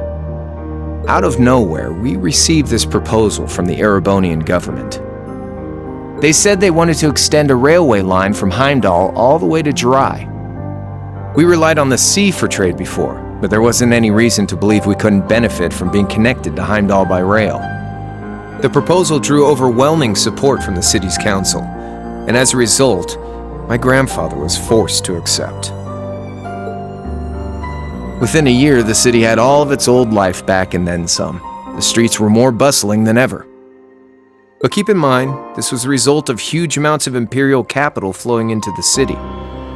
Land and buildings we once treasured were bought up left and right. Everything became a target for investment. People only cared about making money. Something similar supposedly happened in Crossbell too, but unlike there, no opposition existed in Jiraiya. My grandfather sensed something was off, and he tried what he could to get the situation under control. Then one day, someone blew up the railway line leading to Jiraiya. Everyone demanded that it be repaired as quickly as possible. Everyone except the imperial government. Instead, they panned our national security arrangements for being insufficient and threatened to withdraw all imperial capital. The city was left in an uproar like we'd never seen. Shares plummeted, and with no one able to ascertain the culprit's identity, chaos reigned. That was when he showed up. Chancellor Gileath Osborne, in his third year as representative of the imperial government, personally came to Jiraiya. We then received a second proposal. The restoration of the railway and its future security will be seen to by the Imperial Army. In return for our continued assistance in safekeeping, Jiraiya will come under the wing of our glorious empire and attain even greater prosperity as a special economic zone. The timing was too good to be true, really. Realizing this, my grandfather staunchly opposed the idea. He tried everything he could to convince the city's council to reject the offer. Unfortunately, once you taste the sweet fruit of prosperity, it's hard to want to go back. The council, made up of influential merchants and all their greed, jumped at the offer. And tempted by the elimination of customs, together with the tax breaks from being an SEZ, many of the citizens did too. And during all that, they'd conveniently found a suspect behind the railway incident. My grandfather. He loved Jiraiya more than anyone, and up till then, its people loved him too. And yet, virtually overnight, he found himself facing the wrath of both the city's council and the citizens alike. Left with no choice, he resigned from his position as mayor, and Jiraiya formally became part of the Empire. Both of these things happened on the same exact day.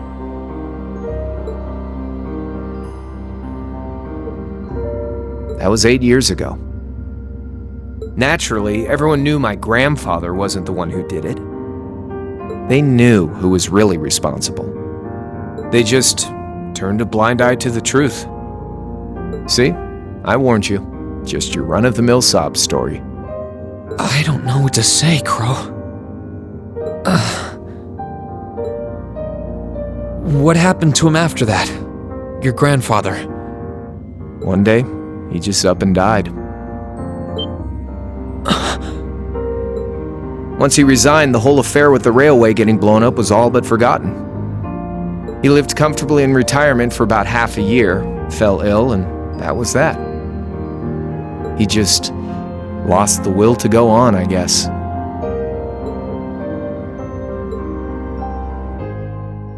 Like I said, he was the only family I had.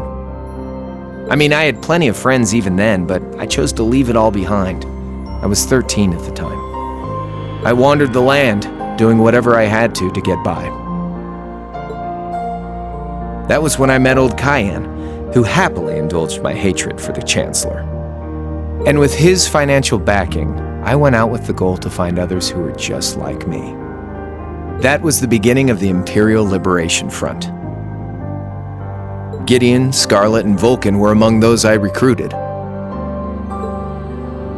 I had also met Vita then. I only knew her as the woman who had often come to see Cayenne. She guided me to a place below the city of Ordis, and there slept the Azure Knight Ordine. One after another, I overcame the same trials you did with your friends, but alone. And once I'd proven myself worthy, Ordine accepted me as his awakener. That was 3 years ago. I was 16. My preparations complete, I concealed my background and enrolled in a military academy near the capital. Everything I did for the sole purpose of taking the Chancellor's head.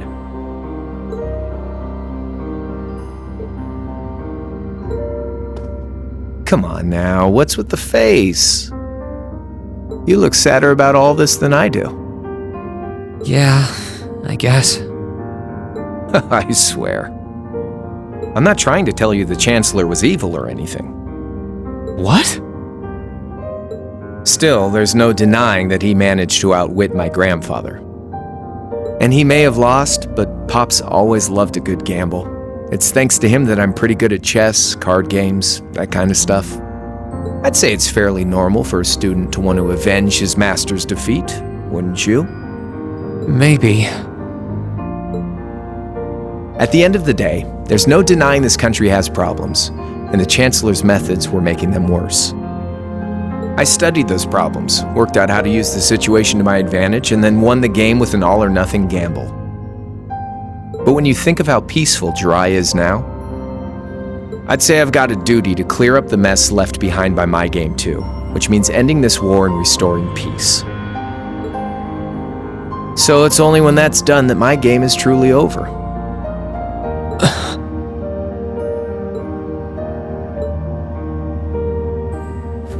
I don't want whatever your decision is to be influenced by my past, okay?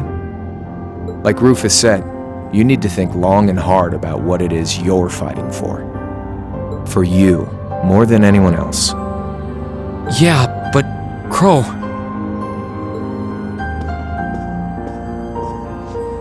Anyway, I think I've stuck around here for long enough. You're gonna be treated as a visitor. Well, sort of. It's about time for the higher-ups to head back to Heimdall, so go ahead and pass the time however you want.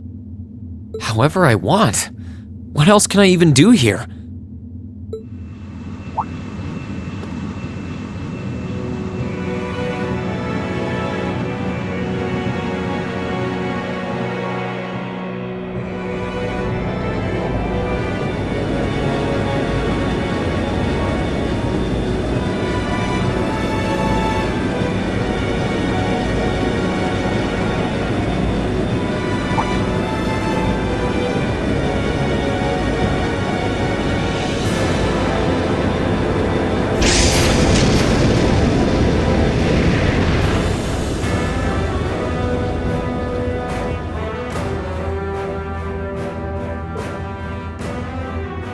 There'll be no guards outside your room, so if you want to try and escape, be my guest. Just keep in mind that some members of Ouroboros and Zephyr are on board too, not to mention me, Scarlet, and Vulcan. So if you're up for a gamble of your own, get ready to take all of us on. Sounds fun.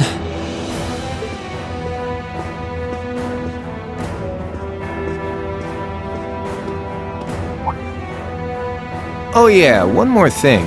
There's this real cute visitor in the guest of honor's room on the second floor. I think she'd perk right up if she saw you, so why not go pay her a visit? Just don't go making your girl jealous, okay?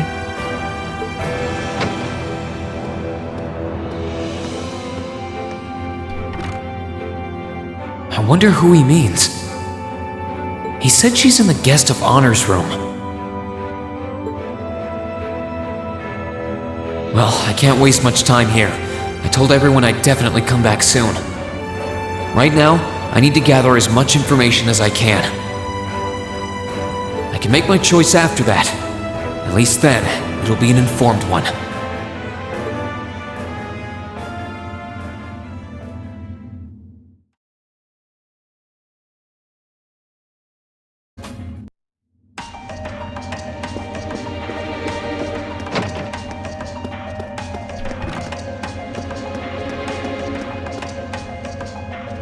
I can sense someone inside.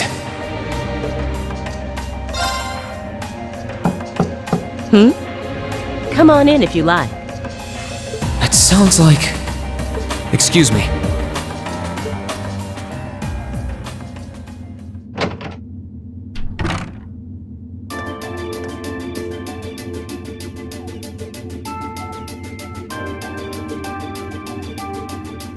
Hello there, love.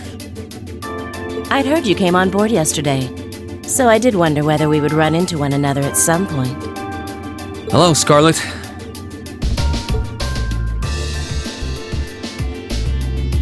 Last time we spoke was a month and a half ago and you're... Quite a memorable day for both of us, wasn't it? There's no need to stand over there. Come and have a seat. I'll pour us some tea. You really don't have to.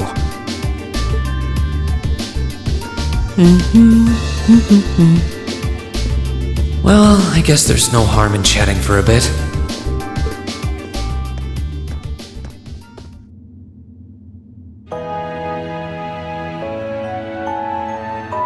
These tea leaves really are wonderful, aren't they? Only the best for the airship of Erebonia's most powerful noble, I suppose. I have to admit, the fragrance is like no tea I've ever had before. You're right, though. It makes sense if it's something Duke Cayenne personally chose. Oh? I was under the impression that your family is a part of the nobility, too. Your father is a baron, isn't he? He might be a noble, but generally barons aren't all that wealthy. We live a relatively modest lifestyle. Oh, really? I wouldn't have thought it before, but maybe my family was actually more well off than yours. And Scarlet, I heard she lost her old hometown when he went and built a railway through it. What kind of family did you come from then? Oh, they weren't nobles, if that's what you're wondering. They were just relatively wealthy farmers. We were almost local celebrities in a way. Oh, I see.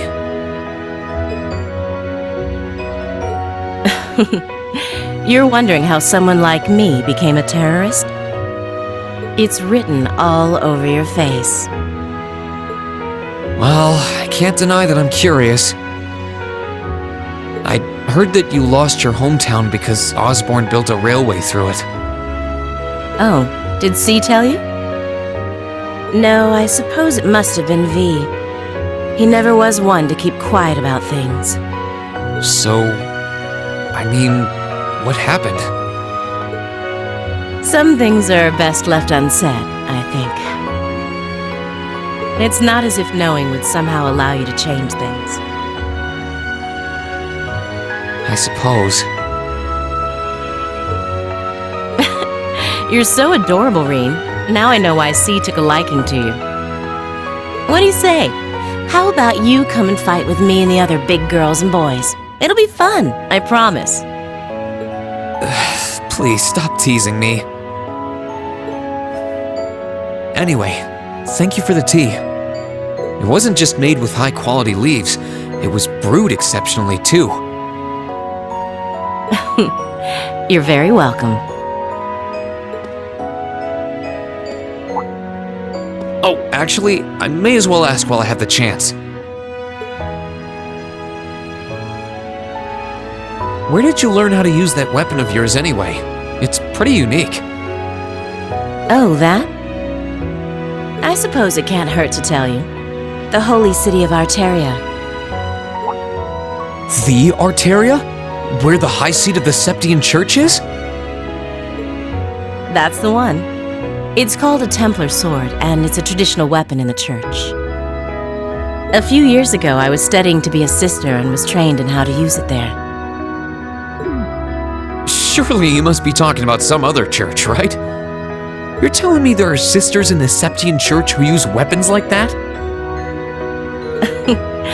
There are more things in this world you don't know than you could possibly imagine. Well, it doesn't matter much now. I ended up returning to Erebonia before my training was complete. Oh? Anyway, that's all I'm telling you for now. I'll give you the full story if you decide to join us. Sound fair? And if you choose not to join, well, that way has its own charms, I suppose.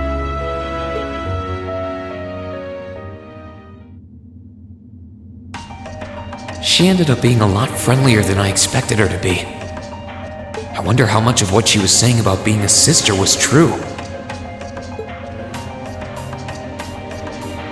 She seemed to really hate the Chancellor. I wonder what she intends to do now that he's gone.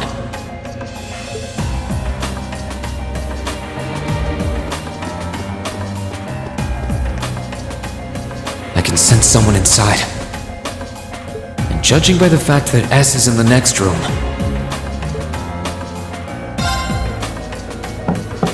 Huh? It's open. Come on in. excuse me.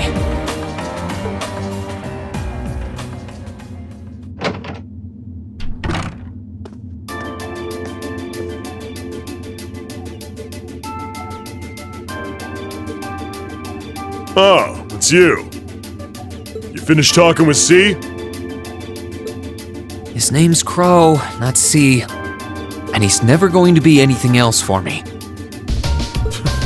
Oh, I know his real name. But to us, he's always gonna be C. That's our leader. He might be young, but each and every one of us look up to him and respect him. Anyway, take a seat. Got a whole lot of questions, I bet. Does you asking that mean you're willing to answer them? Depends on the questions. Just out of curiosity, how many members does the Imperial Liberation Front have left? I know the explosion back in the mine was staged, obviously.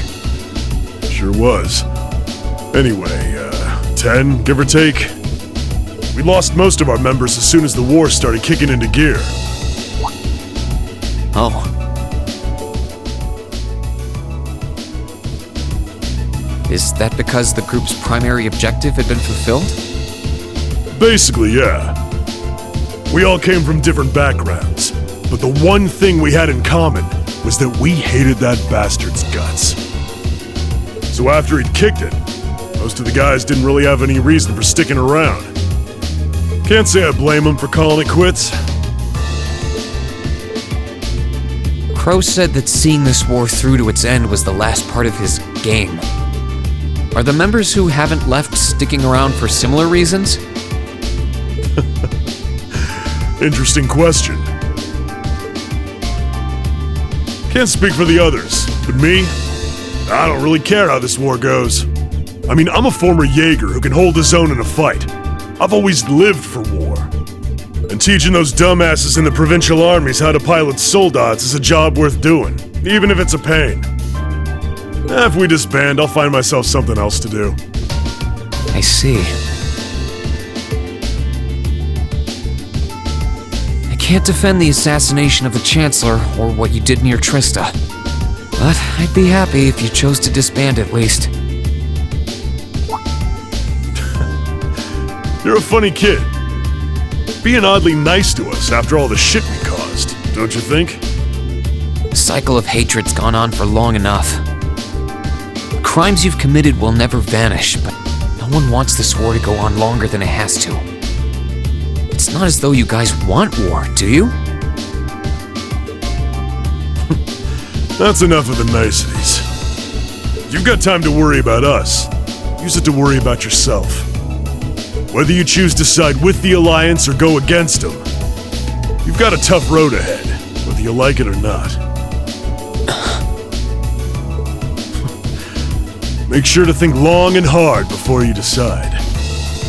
And if we end up as enemies again, show me what you got. On the battlefield, I mean. Excuse me.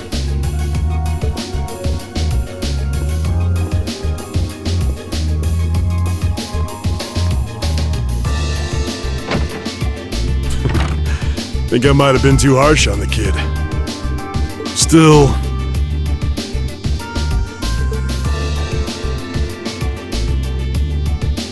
yeah. He's probably perfect for the job.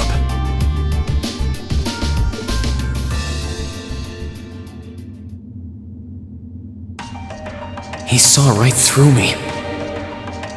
He's not wrong, though. I should be worrying about myself right now. He seemed kind of different, though. Like he'd lost his spark.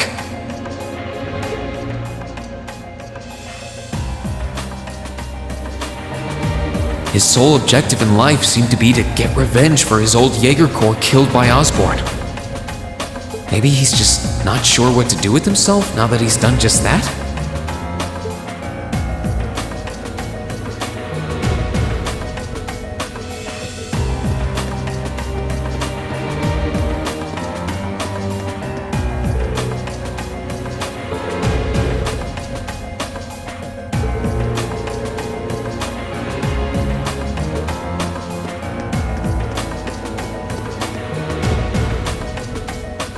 Good day to you, Rean Schwarzer. What the? You're the Phantom Thief! You sure look comfortable. What are you doing here? Ha ha! Why wouldn't I be? I'm as much a guest on this ship as you are. And who would deny themselves the pleasure of a ship so beautiful? The furnishings are immaculate. The food and wine are positively sumptuous. And I am of the firm belief that it's wasteful not to take advantage of the opportunities life presents you. Ah, and speaking of opportunities, don't just stand there. Take a seat and join me in having a drink. You've been blessed with the rare chance to sit and chat one-on-one with the most beloved thief of our time. I can't believe that's how you describe yourself. Well, what the hell? I'll have a drink. Nothing alcoholic, though.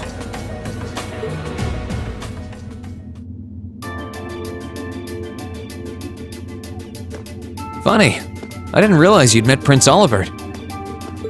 Ha! Indeed. There are few even among royals whose palate is so refined as his.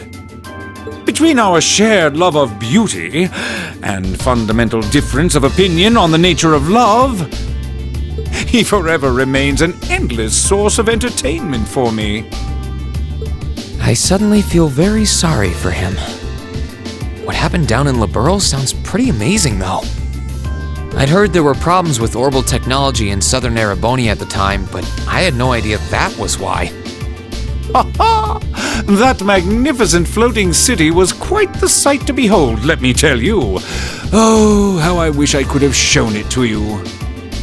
It would have changed your view of the world completely. It really does sound amazing. Wait, why am I sitting here having a friendly discussion with a wanted criminal?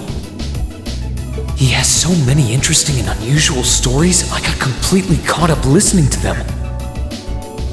Ha ha! A thief of my caliber can steal much more than objects, Rean. There, I was able to steal much of your time and your interest. Perhaps I stole your heart as well? Rest assured that did not happen. Your stories were interesting, though, I'll admit. By the way, you wouldn't happen to know where Prince Olivert is now, would you? Last I checked, he wasn't actively fighting against the Alliance. ha ha! I imagined Duke Cayenne would welcome a man like the Prince with open arms into the Alliance, if he so wished to join. To my knowledge, he was always wary of the Chancellor himself. But I digress. I'm afraid not even I know where he is at the moment. However, I'm inclined to believe that wherever he's hiding, the Crimson Wings is there with him. So the Courageous is missing too, then. Although the Duke's got some nerve if he expects Prince Oliver to side with him after he imprisoned the rest of the Imperial family. But think, these kinds of things are simply what the great nobles of this country have always done. The War of the Lions, too, was brought about by numerous families of some standing backing potential successors to the throne. Emperor Dreichel's, as a late arrival to the war, was a mere exception to the rule. I wonder, does Prince Oliver think himself as the second coming of Dreichel's? One of which is to bring the winds of change to Thor's military academy. A gust of fresh air, if you will. I'll admit, I hesitated to allow it, but I decided to place my hopes in you. We believed then, as we still do, that one day you all will be a great light that can push back the darkness of this country. I don't think he does. From what I can tell, he intends to try and end this war in a slightly different way from Dreichel's. Oh? Do tell. Sorry, but I should be going. Thanks for all the interesting stories. They helped me work through things in my head a bit. Ha ha! I'm pleased to hear it. I will be waiting at the edge of my seat to hear which path you choose. Join us, and you'll be warmly welcomed. Naturally, I'm fascinated by you as the Ashen Knight's pilot. But I'm even more fascinated with that brute strength of yours. I would love the chance to see the power of an ogre up close. I doubt it's half as interesting as what you're thinking. Anyway, if you'll excuse me.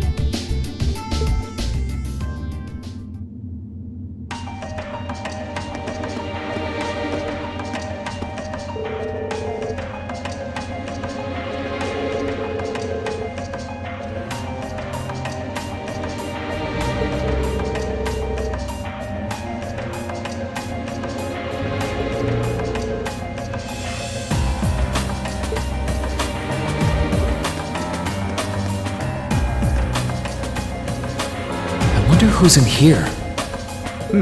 We got a visitor? Come on in. Excuse me.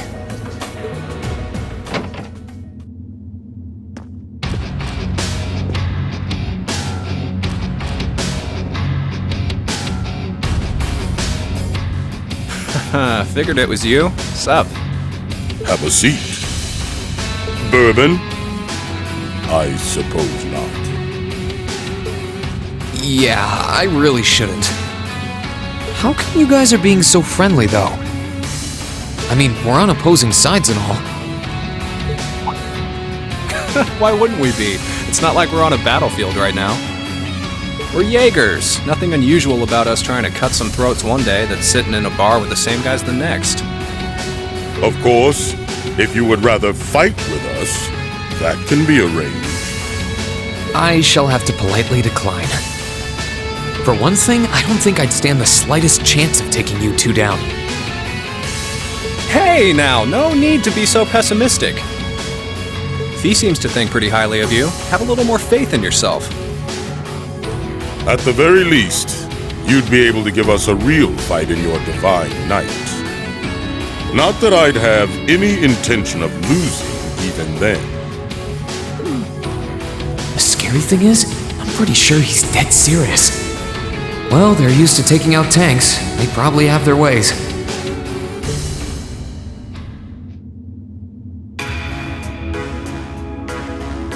Huh. Oh, yeah?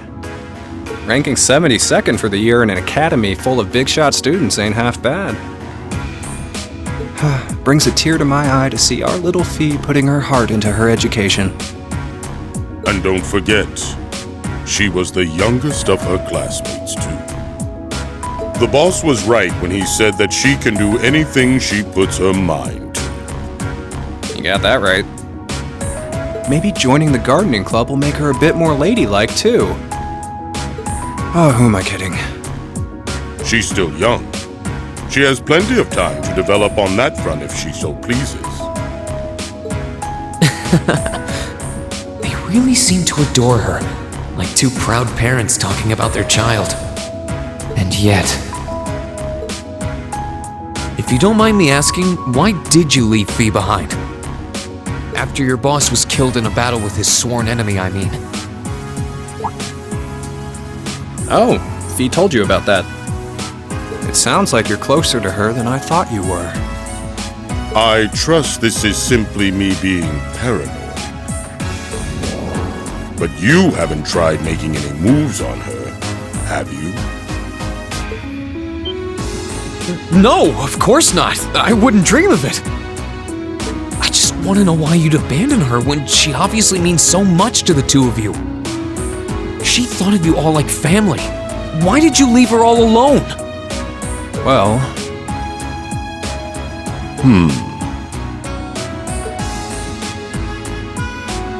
We had our reasons. Let's leave it at that. I know you want to know, but you're not the one we should be telling that to. We'll be sure to tell Fee our reasons in due time. Until then, leave the issue be. All right, I can accept that. Still, she's our classmate. In that sense, she's like family to me, to us, too.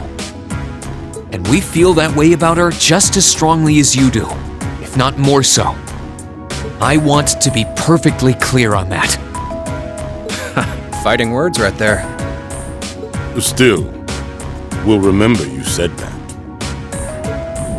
Returning to the matter at hand, you're sure you haven't tried to make any moves on her?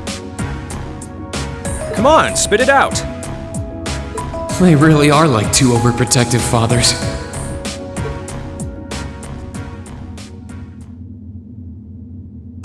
I was hoping to get a bit more out of them about what Zephyr is up to. All we did was talk about Fee the whole time. Oh well. At least now I know that the guys in Zephyr really cared about her, so it wasn't a complete waste of time.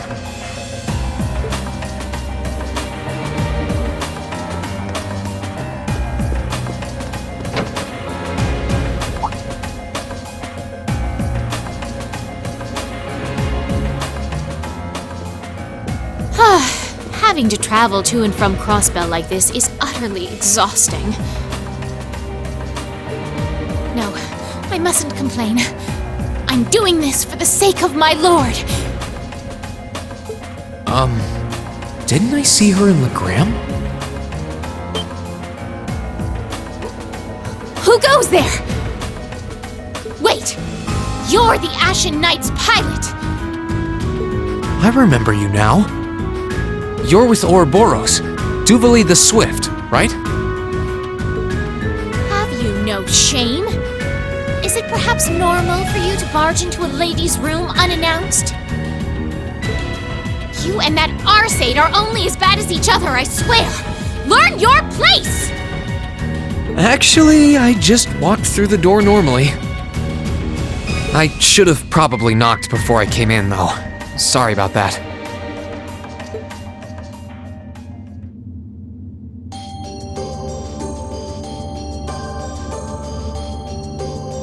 So, now that we're understood, what do you want?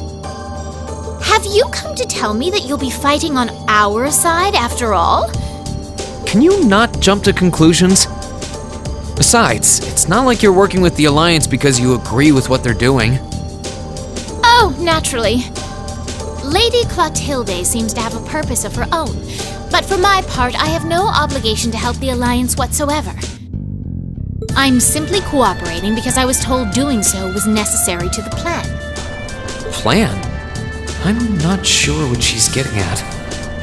just so we're clear, that lord you keep mentioning isn't Vita Clotilde, is it? No. She may be an Anguis like her, but my lord is the 7th, not the 2nd. She is the leader of the Stahlritter, the great light which guides us. Gallant yet beautiful, proud yet merciful. She's the strongest knight of all, and oh, she's simply divine. Well, you've made it clear how great you think she is. So the head of the Stahlritter is also a woman? She certainly is. And if you must know, 100 swordsmen of your strength couldn't hope to equal her. No, 1,000, even 10,000 of you wouldn't be able to so much as scratch her. Okay, I get it. She's strong. Still, if she's a woman who could be described as the strongest knight of all, Laura already noticed the similarity between the Eisenritter and Stahlritter, but she really does sound like Saint Sandlot. I see I've got you thinking. Incidentally, I may have already mentioned her title, but one can never share my lord's glory too many times. She's known as the Steel Maiden. The Steel Maiden, huh? And with that, I believe that's enough idle chatter. If you didn't come to tell me that you'll be fighting on our side, then we remain enemies. As such, we shouldn't be standing here being friendly with one another. Yeah, I suppose you're right. Sorry for bothering you. Actually, there was one more thing I wanted to ask. You're not an enforcer like Blue Blanc or Sharon, right? Is there any reason for that? You just had to ask. Enforcers are selected by the Society's leader, the Grandmaster. And in order to be selected as one and given a number, that person needs to be burdened by some kind of darkness. But just so we're clear, there is no correlation between having a number and one's strength, alright? I'm quite strong! I didn't say you weren't. But it makes perfect sense. You don't strike me as someone who's carrying any kind of darkness with you. You're refreshingly sincere. Like someone who hates anything that strays from the path of righteousness. I'll thank you not to spout such nauseating drivel in my presence. Now get the hell out of my room!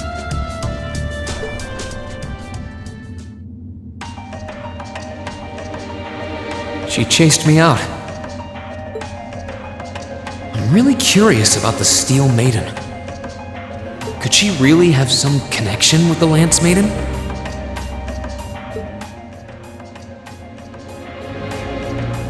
Perhaps even with the woman who helped us during our August field study.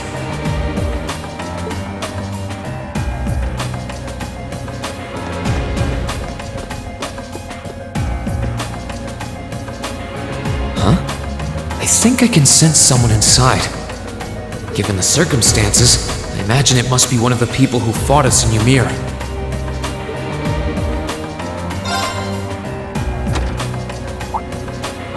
Huh? It's open.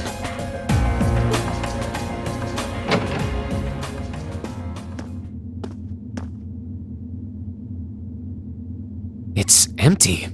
Weird. I could have sworn I sensed someone in here.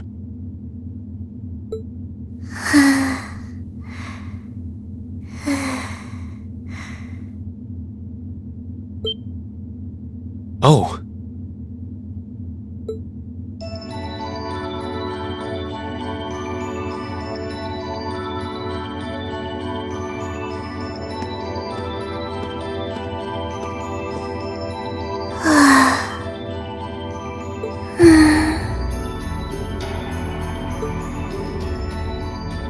Looking at her lying down like this, she really is just a child.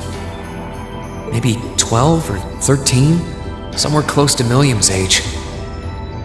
How did a kid like this end up fighting with the Alliance?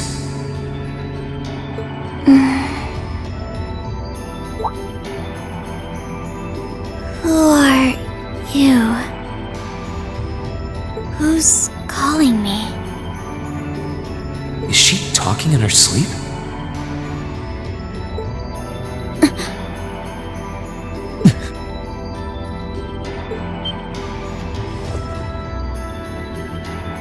Situation assessed.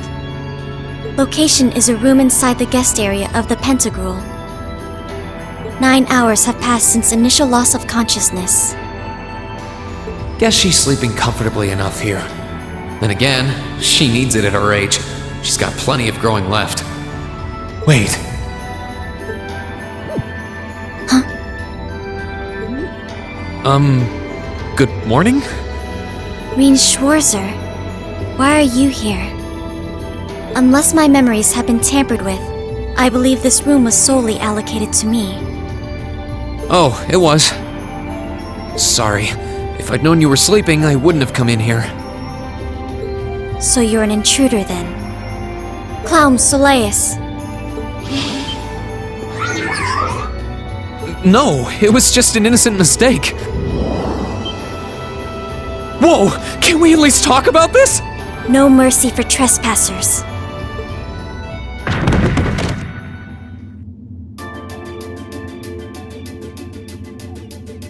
So you claim to have no inappropriate motives for sneaking into this room? Not claim! I really didn't! But once you walked in, you fell victim to temptation and chose to act in accordance to your desires. No! No, I didn't! How many times do I have to explain what happened before you'll believe me? I was making a joke. Had you any intention of harming me, Clown Soleus would have attacked you. That he didn't proves your innocence.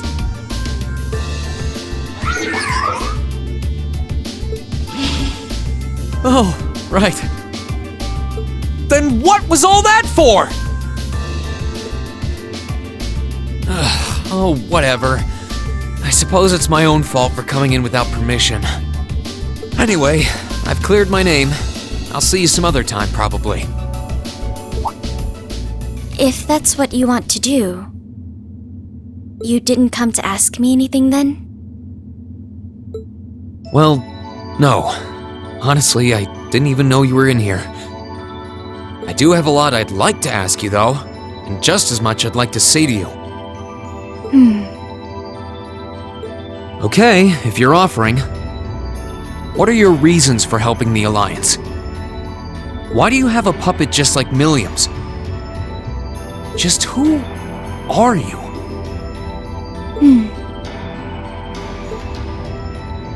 The answer to your first question is, I was ordered to do so.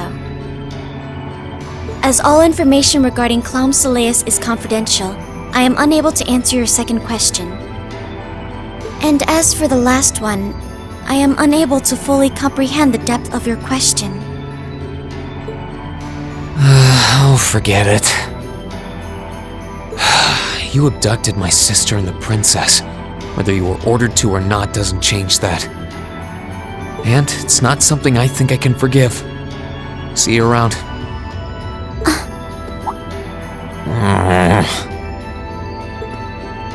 Sorry, that was probably too harsh. I can't pretend to know anything about your circumstances, but I do know that you didn't abduct them of your own free will. Anyway, with that said, I'll be going. Maybe we'll have a chance to talk again sometime. The Black Workshop. What? That's the name of the place I belong to. It was they who loaned me to the Noble Alliance. Unless you choose to join the Alliance, that is the most I'm able to disclose to you. The name doesn't ring any bells. And loaned? That makes it sound like...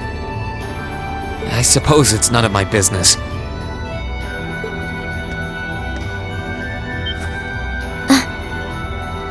Thanks for telling me. I'll be sure to remember that name. I can't see doing so holding any real purpose for you. Incidentally, did you have any untoward motives behind what you just did? No, I did not.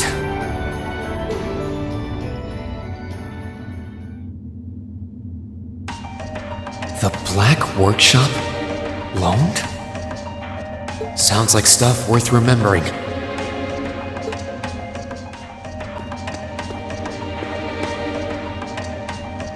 I can sense someone inside. What the?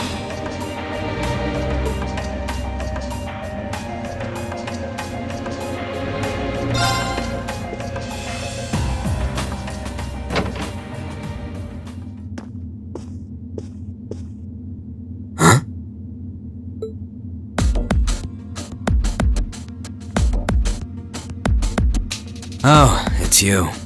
Forgot you were staying here too. Yeah. What was that? It's gone now anyway. Maybe it was just my imagination. So what's up?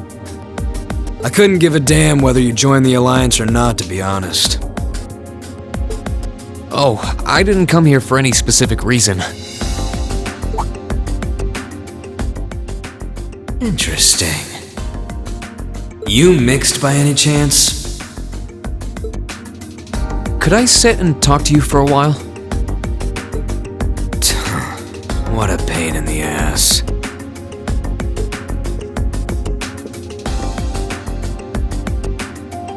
So, what do you want to ask? When we ran into each other back near Bereahard, you asked a weird question. Something about being mixed? Oh, that? I didn't have the chance to figure out what that meant at the time. But what did you mean? Don't know if I can even explain that one. It's just something you feel. What we've got mixed into us is obviously different in strength and nature. It's kinda hard to put into words. Yeah, seems that way. I know you're not trying to confuse me on purpose, but I really can't wrap my head around what you're saying. Just watch. Huh?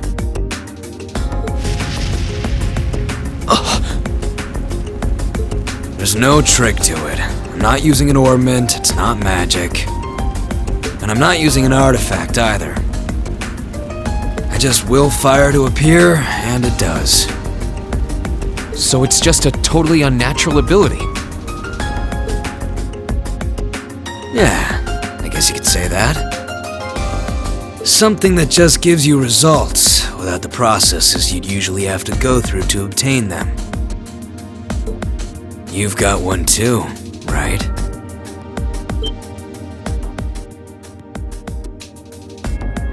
Well, true. That power of mine wasn't something I gained from training. I don't even know where the power itself is coming from.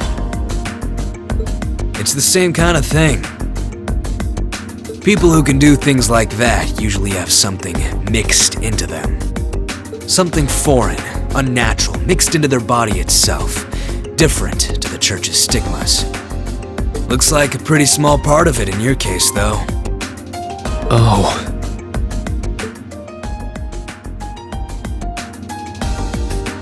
There, huh? Anyway, I couldn't tell you how, where, or why whatever it is got mixed into you. Sure you've got more questions, but sorry, I can't answer them.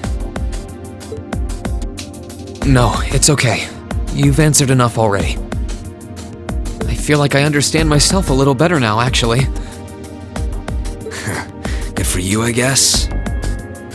So, we done now? Yeah, thanks for your time. Oh yeah. So how much of you is unnatural? Me? All of me.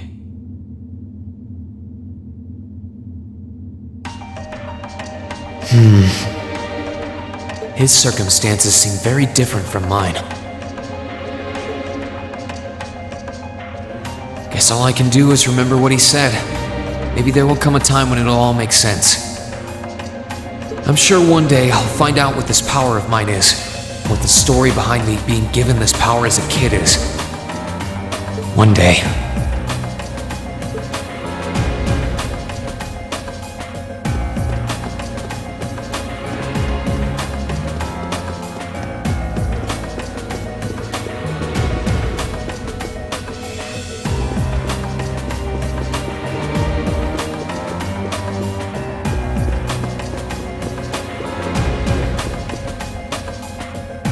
This should be the guest of honor's room. Time to see who's inside.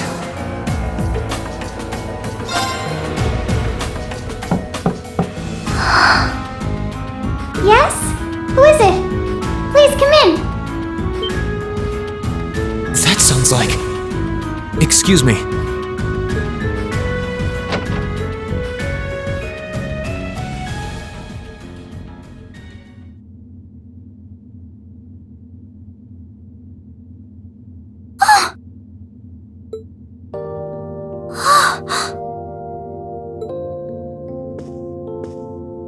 I had a feeling it was you, but I didn't dare to hope. It's you! It's really, really you! Your Highness. How did you get here? This all feels like a dream. Please don't tell me it is. I don't think my heart could handle the disappointment. It's really me. I'm so glad you're safe. I'm so sorry that you had to go through all of this. If I hadn't been so weak and careless, none of this would have happened. You mustn't apologize. Simply being able to see you again is more than I could have hoped for. You must have been really lonely. I'm here for you now, though. I might not be the most reliable person for the job, but I'm not going anywhere.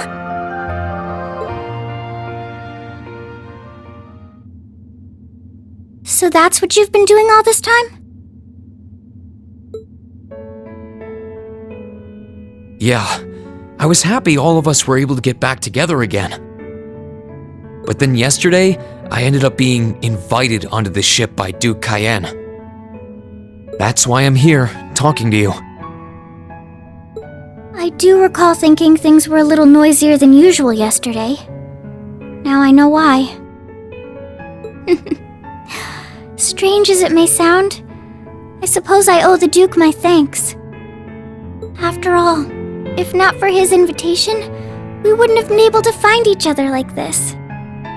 Sorry. I wish I could say I'd snuck on board to rescue you or something. Incidentally, I hesitate to ask, but... You want to know where Elise is, right? She's not on this ship, I'm afraid. I can't say for sure, but I believe she's been taken to the same place as my parents. Really? I'm sure it isn't news to you that my mother, father, and Cedric have been imprisoned somewhere. And apparently, they've chosen Elise to be my family's attendant. So it's likely wherever they've been taken, she's right there with them. Really? I'm not sure whether to feel relieved or what. I can hardly blame you. I feel exactly the same way, even. But why were you alone imprisoned on this airship? Surely there must be some reason. That was Duke Cayenne's decision. I believe he's using me to suppress potential rebellion in areas occupied by the Alliance, by having me address the people and calm them down.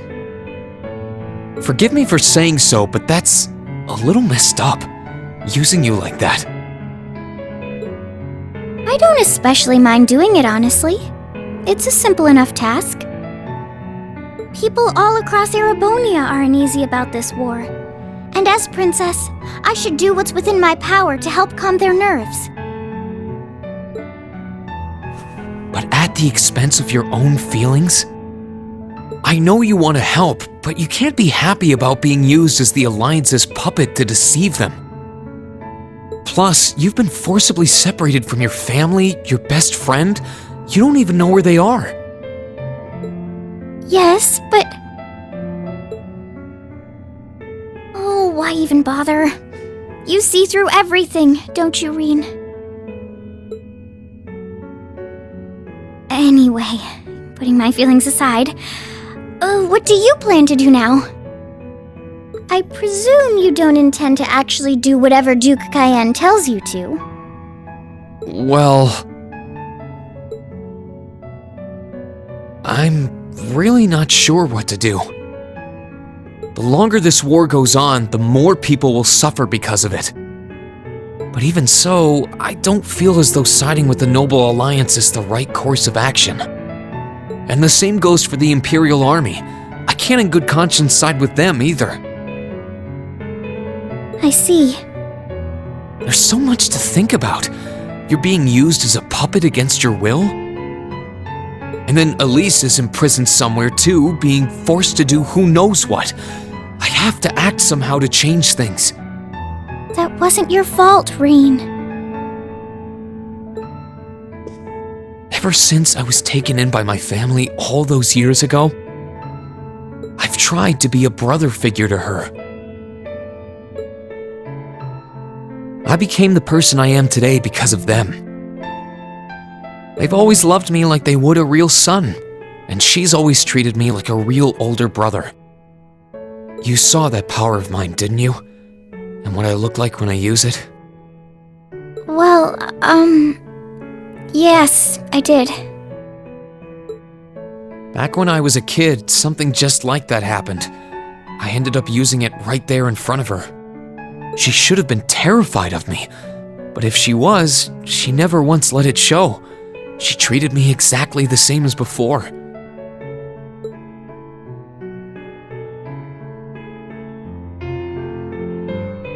And that was when I swore, deep within my heart, no matter what happened, no matter what I had to do, I would always protect her. And that's why I can't help but wonder. I can't help but wonder if now's the time to live up to that promise, if I should put her before everything else. Even if I have to ignore or outright betray my own personal beliefs in the process. Rean.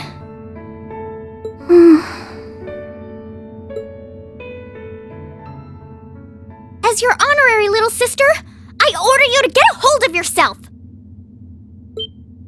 What? Your Highness. I know Elise far better than you think I do. In fact, I'd even go as far as to say I know her better than you. Rean, she's already told me so much about what happened 8 years ago. She told me about how that snowy day was what inspired you to take up the sword. She told me how traumatic that moment was for you, how what happened stays with you even now. And she even told me that, while she hated how she felt the tiniest bit happy because of it. Because it meant that your attention, your guilt, and your sense of responsibility were directed towards her and no one else. And she knew more than anyone how selfish that was.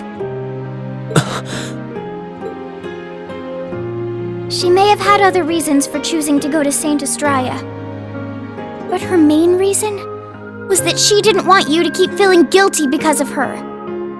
More than anything else, she wanted to free you of your burdens. You should know, when you joined Thor's and were making new friends, and you finally seemed to be moving forward, she felt a little jealous, and even a little lonely at being left behind. But she was so very, very happy for you too. So please, Rean, please don't use Elise to justify not choosing your place in this war. Because I know for a fact, she wants you, of all people, to carve your own path and find true happiness.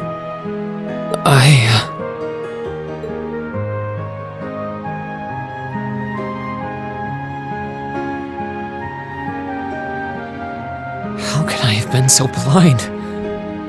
All this time I thought I was trying to protect her, and it's been the other way around since the start. And that's not just true for her either. Mom, Dad, Master Ka-Fai. All my friends at Thor's, they've been supporting me this whole time. How could I have missed something so obvious? I think I finally understand what I've been lacking inside of me all this time. I was so focused on trying to protect others, I never stopped to think about how relationships go both ways. Others try to support me just like I try to support them, and I have as much of an effect on them as they do on me. How did I not realize before now? I'm sorry, Master. I think you gave me that intermediate scroll a bit too soon.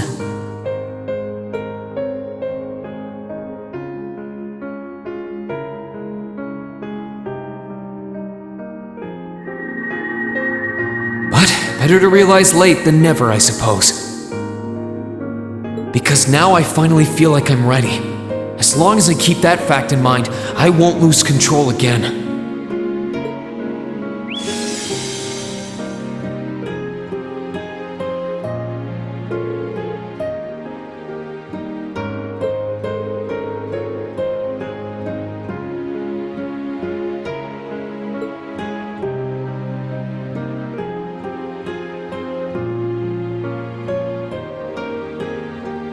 Are you alright? I'm fine. And I've got you to thank for that. Forget honorary. You sounded just like my real sister for a minute. So, thank you. I think it's time we get going. I wouldn't want to keep my classmates waiting any longer than I already have. A pity, but you're right. I was rather hoping we could stay like this a little while longer.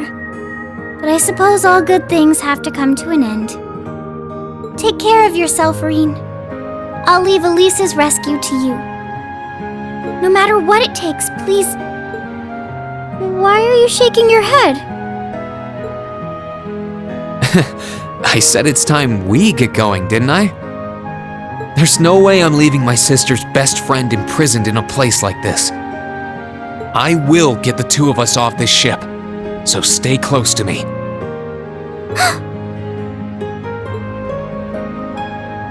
Right!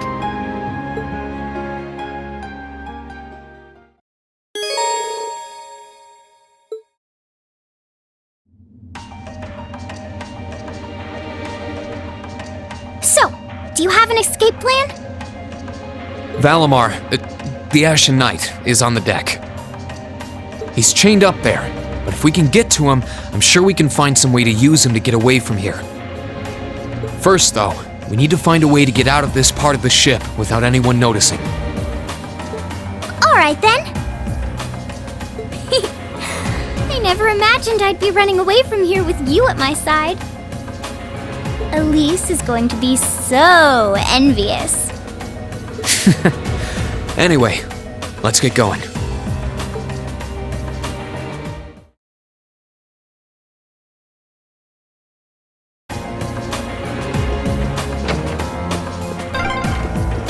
There are a lot of very strong people here, so try to keep your voice down. Not to worry.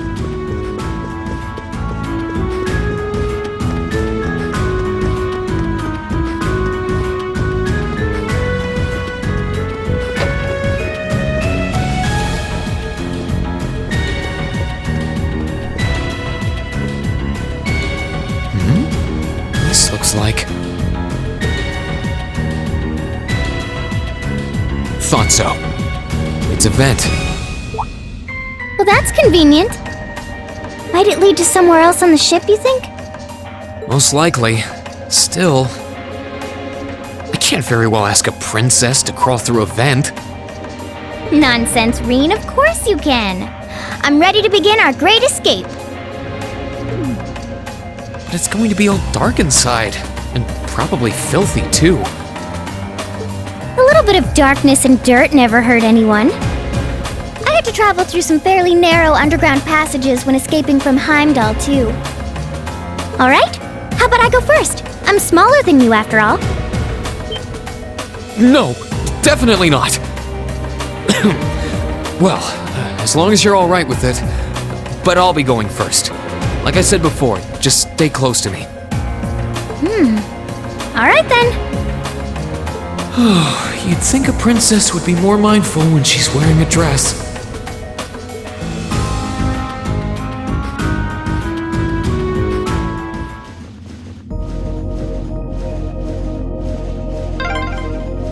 I'm surprised.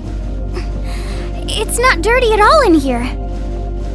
Maybe it's because the ship's newly built?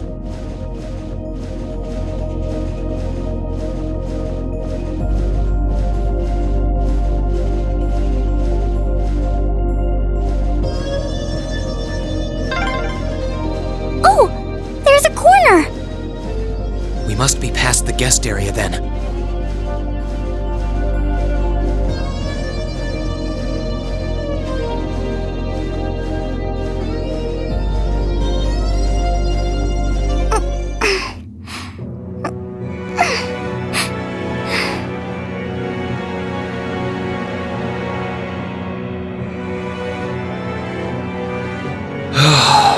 Looks like we're in the clear for that part of the ship, at least. My, that was intense.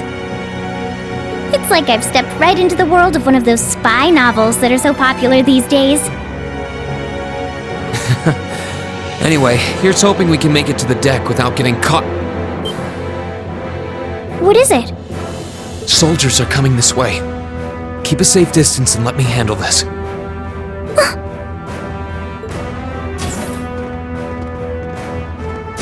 It feels like the closest thing we have to someone ordinary around here is that kid. It's pretty nerve-wracking having to be around them all. I just wish I could get to see Princess Alphen in person. Oh. What? Too late! Oh, they're strong.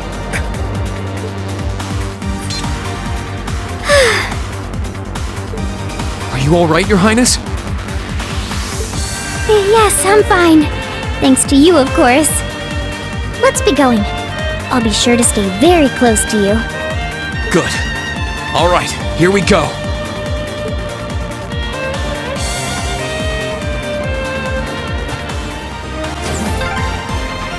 I don't suppose escaping through the windows would be an option. Probably not. We'll have to do this the long way.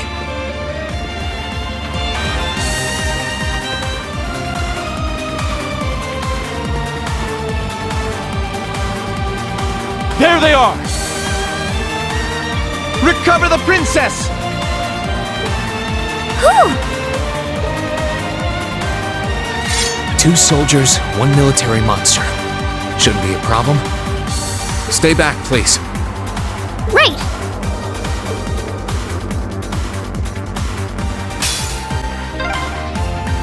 I'm shocked how skilled you are with arts.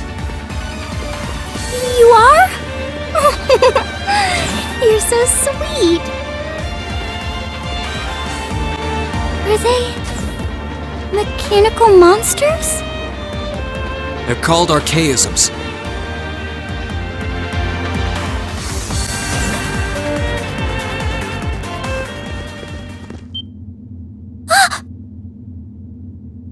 How did you get ahead of us?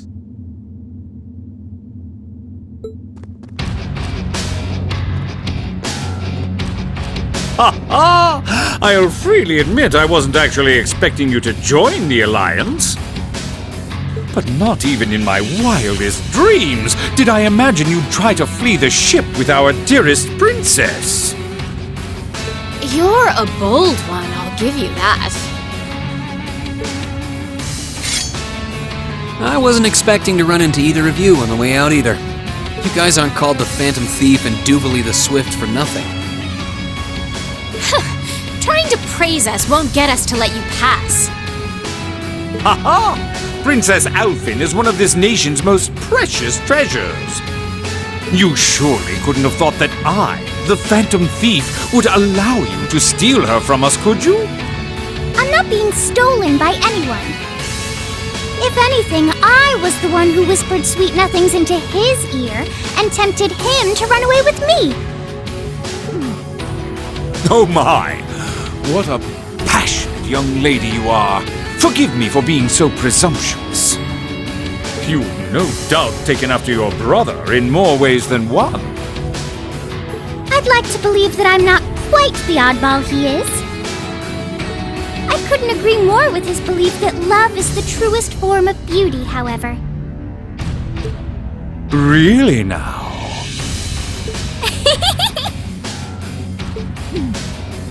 They're actually hitting it off. I think that's enough messing around for one day.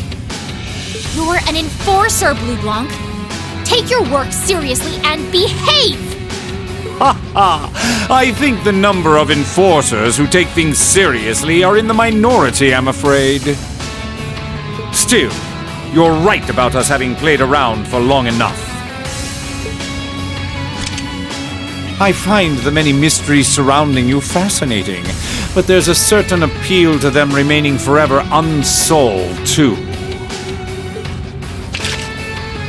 You may think yourself a swordsman, but allow me to show you how little you truly know.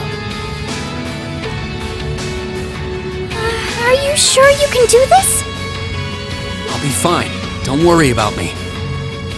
The gap in skill between us is small enough that I should be able to force our way through. Oh? Small? The difference in our strength is like night and day, you boor! And if you're foolish enough to be unable to see that, then allow me to make you realize your folly and pay for your arrogance. The one being foolish and arrogant is you.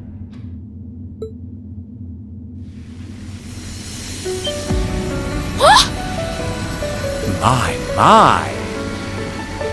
Rean? I owe me being able to do this to you, Your Highness. You and Elise.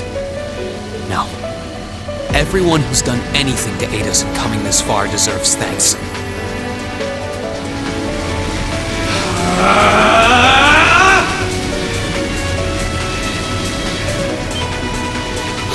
What's happened to him?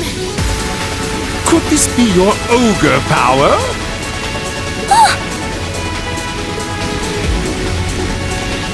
Eight leaves, one blade school, intermediate level.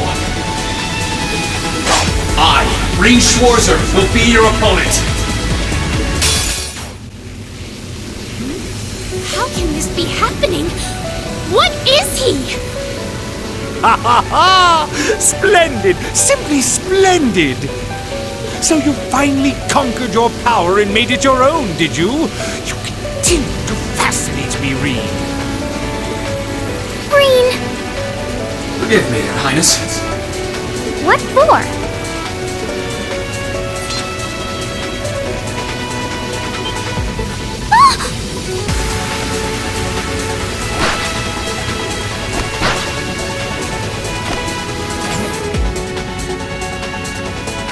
Goodness! Wait just a damn minute! Whoa, what's going on here? I don't know, but I don't think it's worth us chasing after them.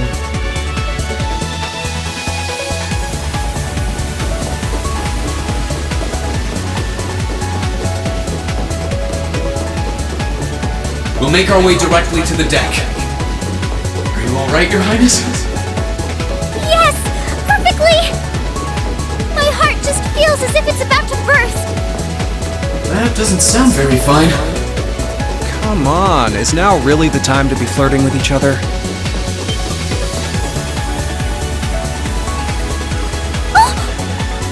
You're here too! You got some real guts, kiddo. But you ain't getting past us. Zephyr's guard shall not be easily broken.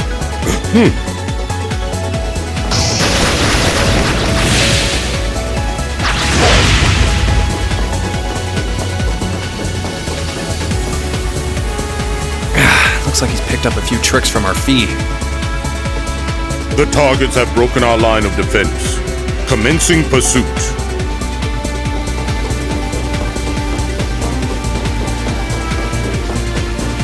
I'm sorry about that, Your Highness. I'm fine. Don't worry about me. Can I hold on to you a little tighter? Of course.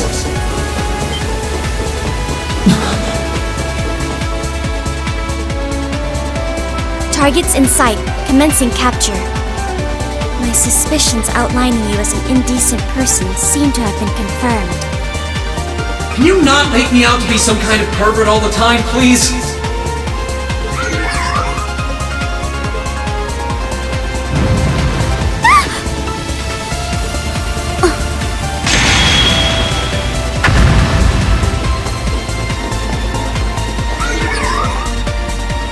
Target lost. I may have underestimated you, Rean Schwarzer. In more ways than one.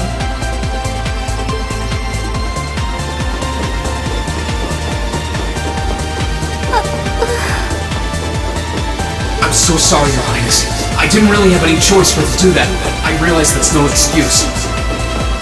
I know you didn't. But she seemed even younger than me. How could you, Rean? That truly is indecent! Try not to pay any attention to what she says about me. There's the exit. Don't change the subject!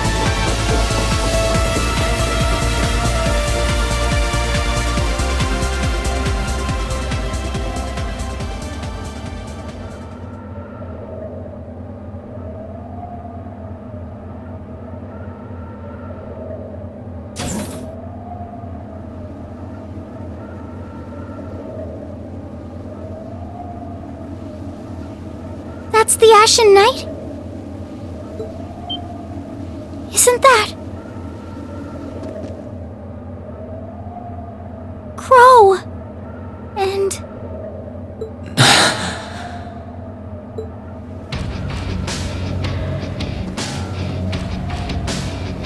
Huh. So that's how it manifests for you.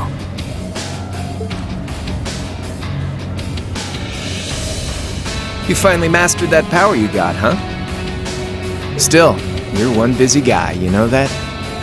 One minute you're down in the dumps, the next, you've got one of the cutest girls in the country cheering you up. Well, I can't deny it. But she wasn't the only one. There was my sister, our classmates, even you, in a sense. Come on. Can't say I'm not curious to see what that power of yours can do. But I think you get priority here, right? Yeah, let me have this one.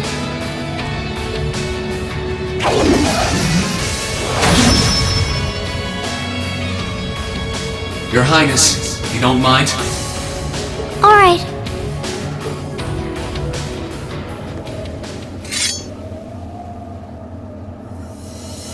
This is your first time fighting me without the mask on, I think. With our Divine Knights, I come out on top. But let's see who wins when it's just the two of us. Sounds good to me. You managed to win against 3 of us at once in the catacombs below Heimdall. But it's just you and me now. And this time, I'll be the victor! Go ahead and try.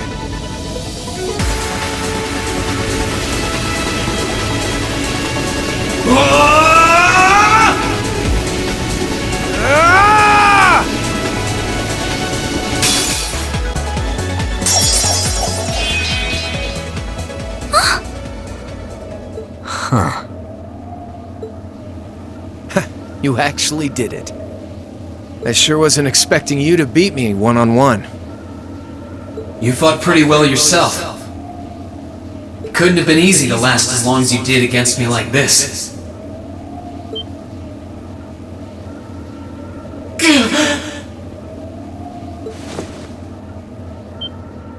Rean! Why did this have to happen now? Guess your luck ran out. We finally caught up to you! Well, aren't you, Mr. Popular? But I think you may have been slightly too reckless this time.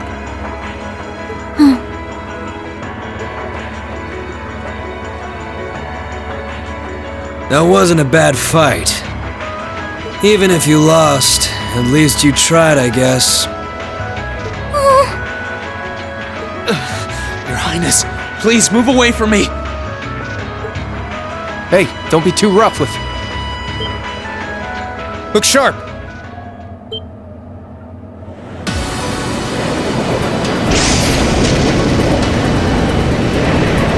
The Crimson Wings?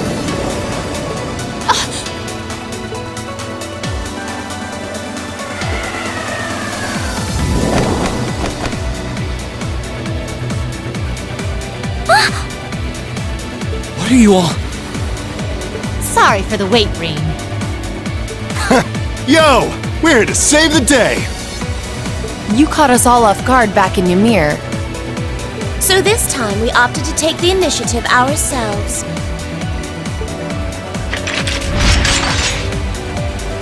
We meet again, severing chains. And I see you brought the purple lightning with you. She brought more than that. Check out the Icy Maiden and that big shot arts user from the Bracer Guild. We couldn't ask for a more impressive. However... Here it comes again.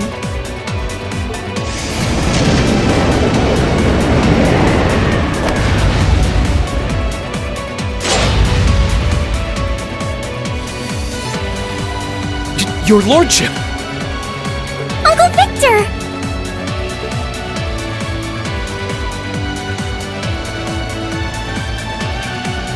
It's good to see you again, Rean. And it relieves me to see you're none the worse for wear, Your Highness. Ugh! The Radiant Blade Master is here too? Huh. Wow. You're strong. Very strong. That's quite the nod coming from the blazing demon himself. I can see now why you're considered one of the fiercest in Ouroboros. And why some even claim you to be the Steel Maiden's equal. Well, I know who I'm gonna be fighting. Don't you go forgetting about us now.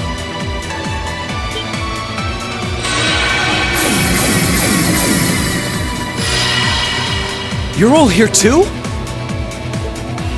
Are you okay, Rean? Looks like we've landed in the middle of something pretty crazy. And not a moment too soon. You came! I'm glad to see you're all right.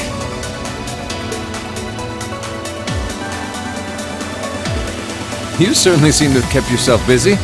Enjoying your scandalous elopement with Rean, are you? He gave me the time of my life! You guys were having that much fun, huh? And with our princess, Rean? To think we were so worried about you. You're not supposed to take it literally. So this is what you threw me out of Valimar for? Doesn't look very fun. Crow, you're here. It feels like it's been ages since we last saw you. You're looking spiffy, Crow! I'm hanging in there. Sure wasn't expecting all of you to show up, though. How are we even gonna settle this? That is the question, isn't it? I'd roughly estimate both sides to be of equal strength. Yeah? So we'd probably just end up at a stalemate, huh? Well, doesn't sound like much fun at all. Let's say we just forego the fighting and have ourselves a party instead. Ha ha ha! I could never turn down a party! That sounds simply wonderful. I'll bring the booze. Ah! No, no, no! Can't one of you take this a little more seriously? This is getting us nowhere.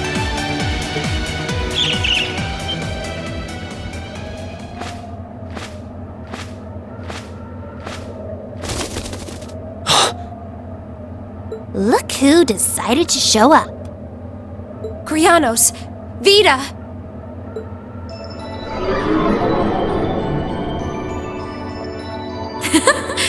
Welcome aboard the Pantagruel, Emma. Your overall ability as a witch might still be lacking, but that transportation spell was exceptional. I must apologize for the untimely intrusion. As displeased as a few of you might be by the idea, I think it best if we let one another peacefully go our separate ways this time. I'll be the one who bears the brunt of Duke Cayenne's anger. Vita. Can't say I understand why we should. It's not our place to question the orders of our clients. Whatever. Gives me something to look forward to later.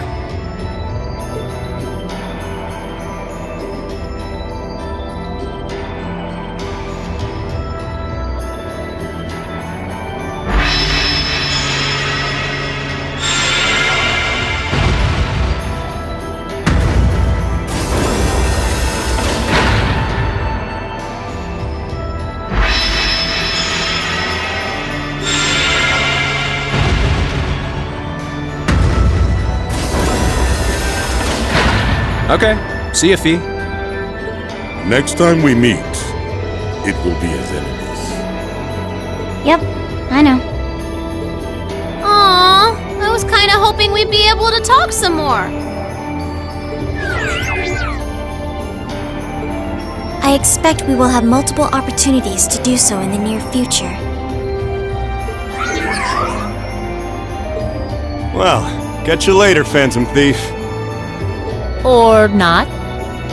You do know that no one likes your stupid pranks, right? Tut tut! There's no need to be so harsh. It's a shame we couldn't resume our debate on the nature of beauty this time, my most worthy rival. I could wax eloquent about beauty till I'm old and gray, but honestly, I think it's about time we settled things between us. Next time we meet, Radiant Blade Master and his daughter, it will be to battle. Well, I certainly have no objection to that. You seem to bear some manner of ill will against my household. I don't know your reasons, but should we be granted the opportunity, I would gladly settle things with you in battle.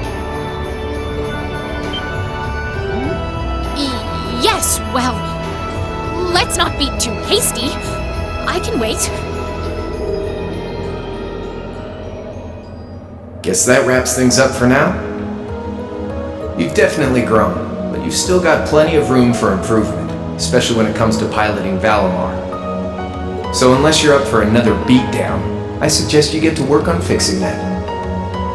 Yeah, I know. Oh, and just to confirm, you were the one who told Toval where I was, right? 2 days ago, I got a call out of nowhere on my Arcus. They gave me this crazy amount of detail on exactly where to find you, then they just hung up. Didn't even say who they were. Oh, now that you mention it, he does have the same voice as that mystery caller. I did think he sounded familiar. It must have been because I'd heard it during your concert at the festival. Damn, looks like the jig is up. You really did that? Oh, Crow, there's no shame in admitting that you care, you know.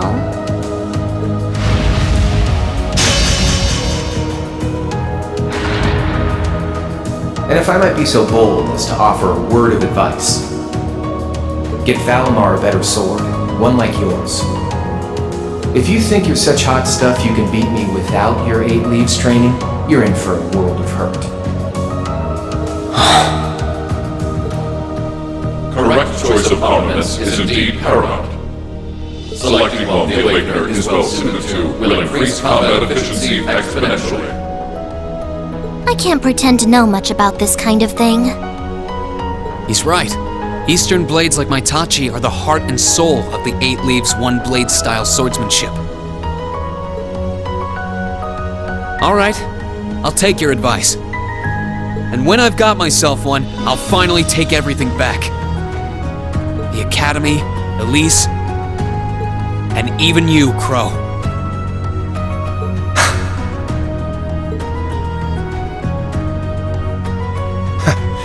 If that's how you want it, I'd like to see you try.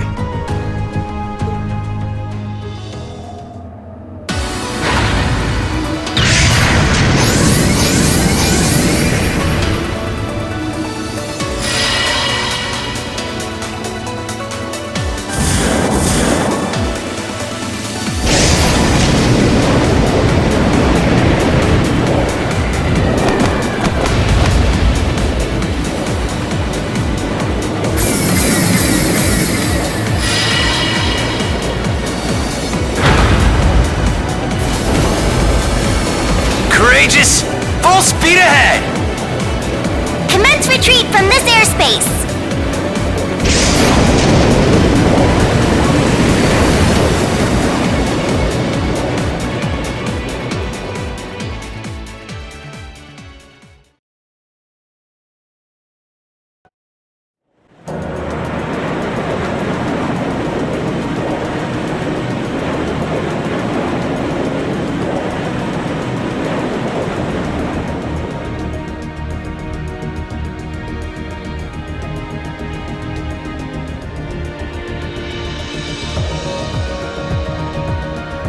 If that is all, I will return to a state of inactivity. Thanks for all you've done, Valimar. I'll be counting on you if anything else comes up. Acknowledged. Prepare yourself for your next encounter with the Azure Knight, my Awakener. Don't worry, I will. We lost last time, but I know that's not all I'm capable of. As long as we're all together, I know I can get stronger. I eagerly await your results. Looks like he went to sleep. So, this is what the Great Ashen Knight looks like up close, huh? I've heard all manner of rumor about it, but I never expected I'd stand in the presence of a legend. I can't possibly begin to thank you enough. I don't know what I would have done if you hadn't come to my aid. Thank you, really. And that goes for everyone else, too. Thanks for coming to rescue me, guys. We're just happy you're okay. Just don't scare us like that again, alright? True. We were all on edge waiting for you to get back. And yet you somehow managed to come out unscathed with Her Highness in tow. You make it sound like it was easy. Well, easy or not, it was worth going on board. I got plenty of useful info out of it. So funny enough, I'd say their invitation worked to my benefit more than theirs. I guess there's no harm in looking at the positives now that all's said and done. Look at you, acting mature and all grown up. Brings a tear to my eye. Looks like we have some catching up to do. I'd like to follow Rean's lead and extend my thanks to each of you as well.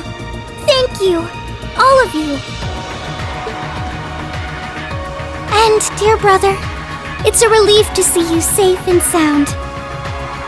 Though I never pictured my great escape would end with you in this airship of all things.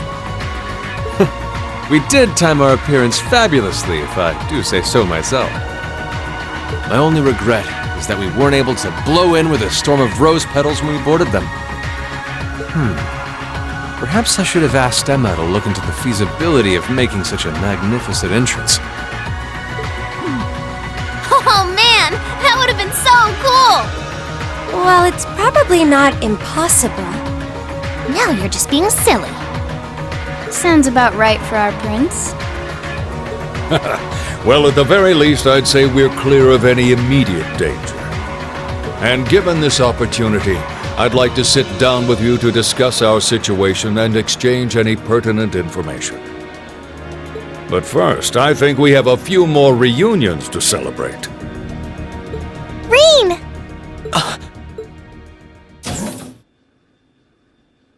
Toa! George! I thought I heard your voices when we started flying away from the Pantagruel, so you were on board too? You bet. Good to see you, Rean.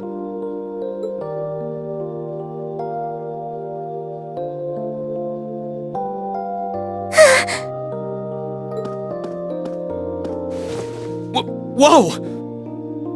It's really you! You're really okay! No sooner had we found out that you were still alive, we got told you had been taken by the Alliance! We've been so worried about you! I'm a real troublemaker, aren't I? Sorry, Toa, but I'm glad to see you and George made it out okay. Everything I've said to you has been at the back of my mind ever since we parted ways in Trista. And it's kept me going every step of the way. So, thank you. Oh. You remembered. You promised me you wouldn't die. And you didn't. We still need to work on that one, but I know you're not the kind of guy who'd go back on his word. See? Rean's a guy you can count on.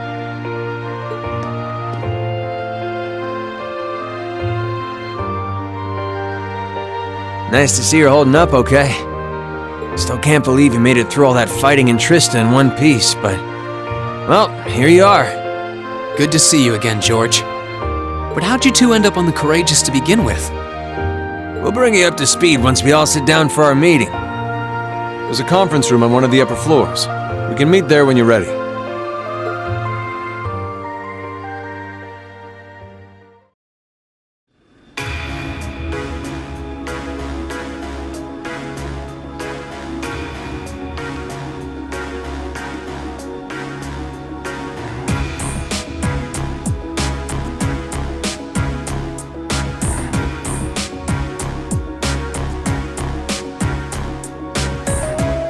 The Courageous began its independent operations right before Heimdall was first occupied.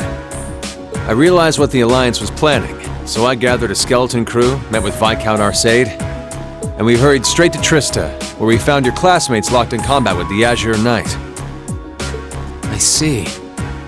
That explains why you were in Trista.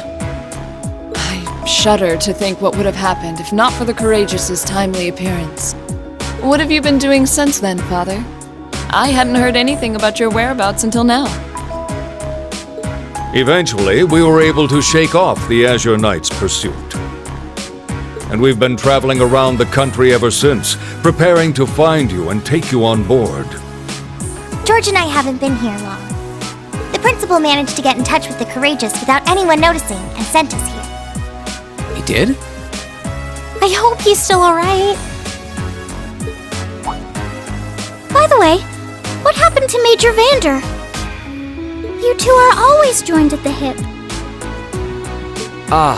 Alas, he is currently indisposed. His military obligations have him heading up the 7th Armored Division in Western Erebonian. They're working with your former instructor, Major Neidhart, as well. With him too? So he's over in the west now. I should have known the 4th Armored Division's ace wouldn't get his ass kicked so easily. Oh, right. Dad said he'd heard from him too, remember?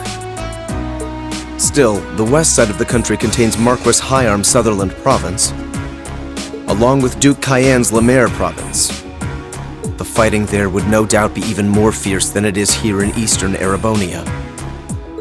Correct. A large percentage of the Imperial Army's military strength still remains intact. But the Noble Alliance forces' constant attacks have put them at a disadvantage. On top of that, a number of townships in the region have been caught in the crossfire and suffered great losses. That's terrible. I heard as much, but it still pisses me off to hear it. With the 3rd and 4th Armored Divisions occupied on the eastern side of the country, one can only assume the Noble Alliance intends to use that as an opportunity to crush the forces in the west.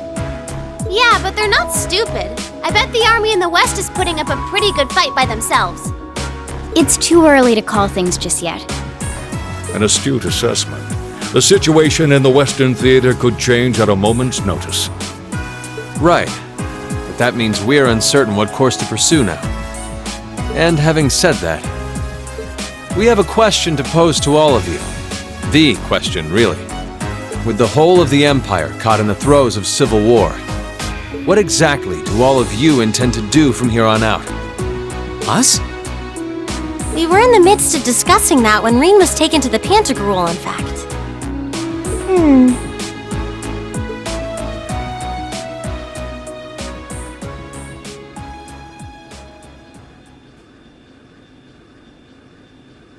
This is a full-on war, and our fellow Erebonian countrymen stand on both sides.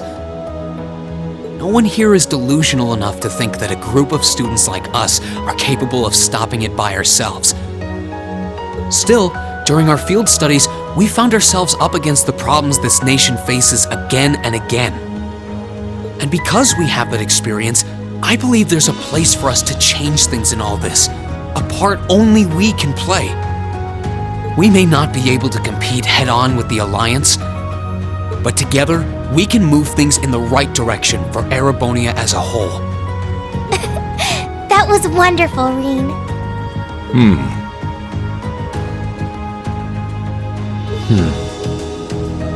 Still, we aren't all gathered here for the same reasons.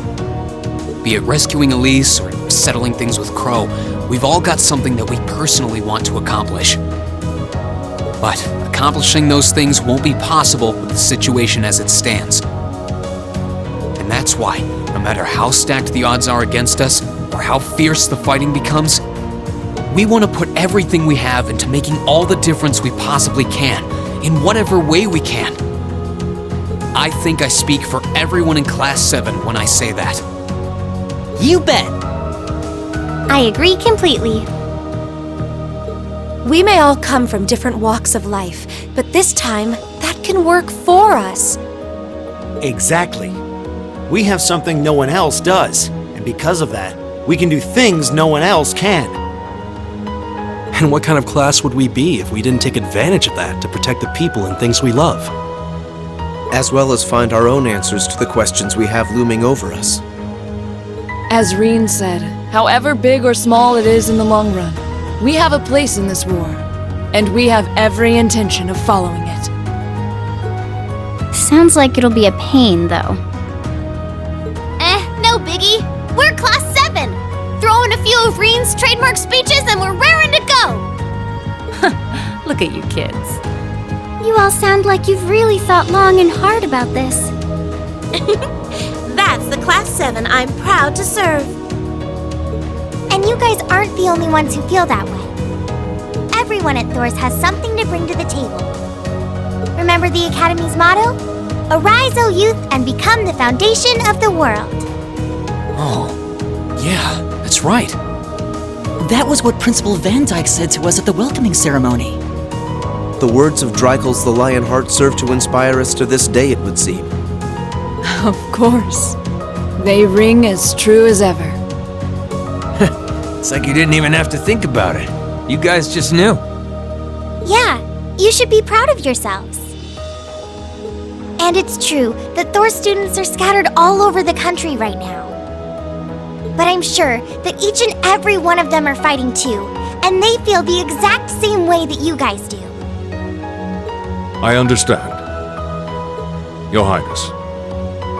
Indeed. I figured you would have already given it some thought, but I wasn't expecting such a stirring conviction. But I think this at least settles the matter of what course to take.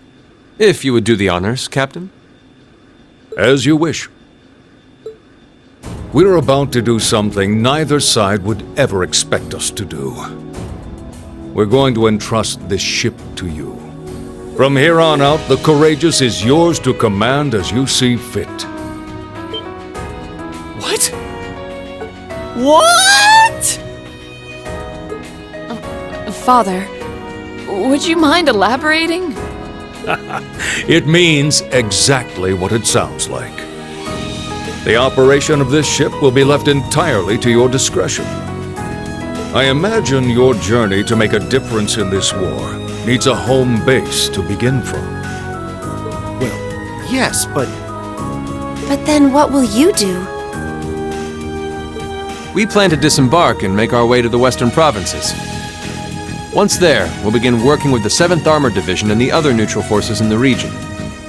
The intention is to ensure that as few innocents as possible are harmed by this conflict. I was actually worried this airship might prove a bit too conspicuous to aid us in pursuing that goal. But with us headed west, we'd be leaving all of eastern Erebonia in your hands. Wow. I see. That does make the most logical sense. Kinda. If we got the courageous, we could give our third faction some real weight. Neither side could afford to ignore us. I'm not even sure the guild could come up with a plan this wild. Well, it's fair to say I've learned a lot from the way the guild's members handle things, yourself included. Oh, and Alphen? Yes? I'd like to ask you to remain on board the Courageous as well. This ship is technically the property of the Arner household, fathers in particular. It should give them a certain freedom to act if they have concrete backing from a member of the Imperial family.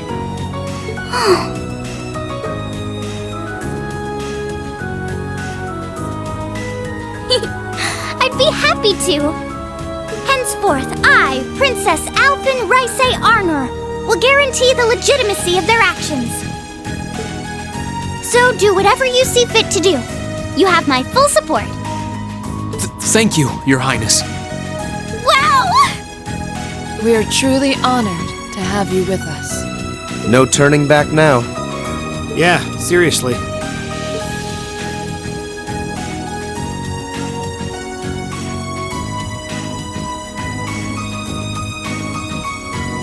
We hereby humbly accept custody of the Courageous. Please, leave Eastern Erebonia to us. We'll be counting on you then. I'm looking forward to toasting your future successes.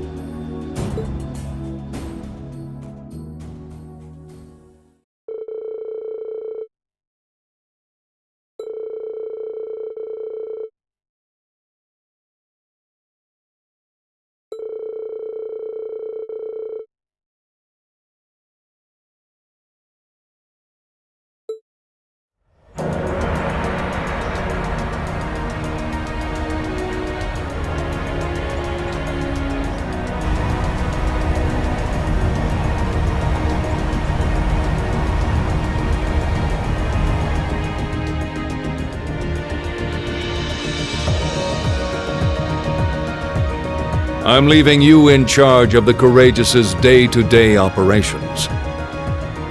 I don't doubt you'll make a fine acting captain. It would be an honor.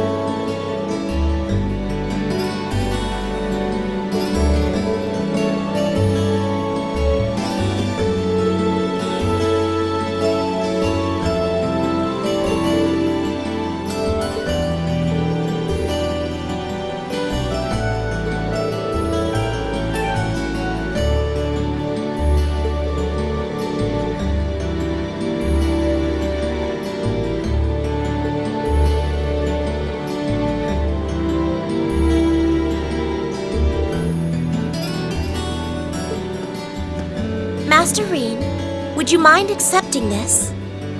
It's a little something I've always kept with me. I hope it will be of some use to you. Thank you, Sharon. You're always taking care of us, you know that? I almost wish you could stay with us longer. I feel like I have so much more I could learn from you. I would like to remain here and continue to serve you as well, you know. I wish you the very best in the days to come. I'm sure that if you try, you will find a place worthy of you in this world. Thank you. I'll do what I can. I also hope that you'll continue to care for Lady Elisa in more ways than one. Sharon, stop! We'll all take care of her while you're away, so don't worry. Well then, it's time we bid you all a fond farewell for now. Chin up, Alphen. I'm counting on your charm to keep everyone motivated. May the goddess be with you. I look forward to the stories you'll have to tell when next we meet, Laura. Good luck, Father.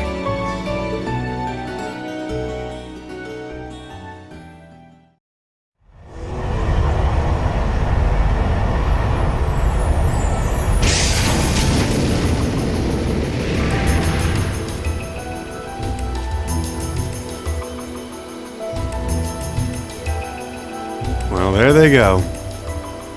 You think they'll be okay on their own? Only the goddess herself knows for certain.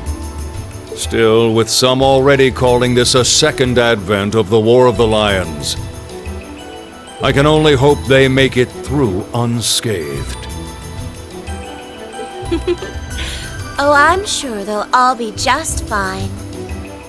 They don't bear the symbol of the horned lion for show. Yes, I suppose you're right. And the same goes for me, too. I can't very well call myself a Thor's alumnus and fail to deliver. Well, well, are we birds of a feather? Proud Thor's graduates unite. I'll be in touch with them plenty in the coming weeks, so don't worry. The Old Guard will do as it must to keep watch over the young and vigilant. Speaking of the Old Guard, Chancellor Osborne was also a Thor's graduate, was he not? Yes, he was. Sorry to say, I can't picture it. Was he now?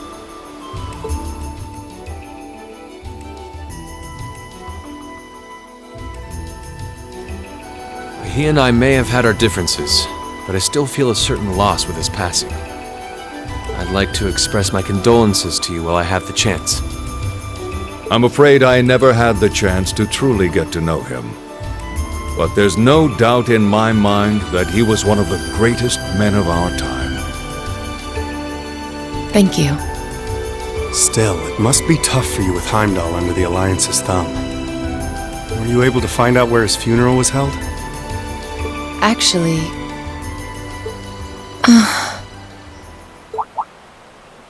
Captain? Is something amiss? It's just that I received a strange report on that very issue. I was told his body was taken into the custody of the Imperial Guardsmen when the city was occupied. But then after that, it simply disappeared at some point. Disappeared, you say? Is it possible the reformist faction could have taken it from them? I'm afraid I don't know. It is possible that the intelligence division did something to that effect. A disappearing corpse is certainly cause for concern. It's difficult not to draw parallels with the Lance Maiden's sudden death following the War of the Lions. Unbelievable. I'm almost impressed how much trouble one man can stir up, even from beyond the grave. He had so many plots in motion, I doubt even his death put a stop to them all.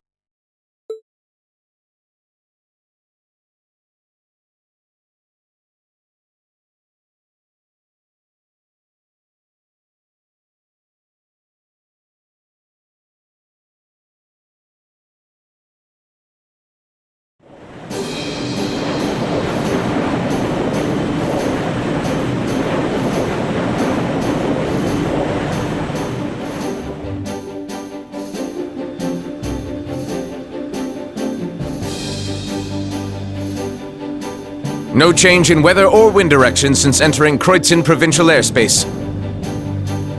We are currently cruising at a speed of 3,000 SPH. Nothing abnormal detected on the radar thus far.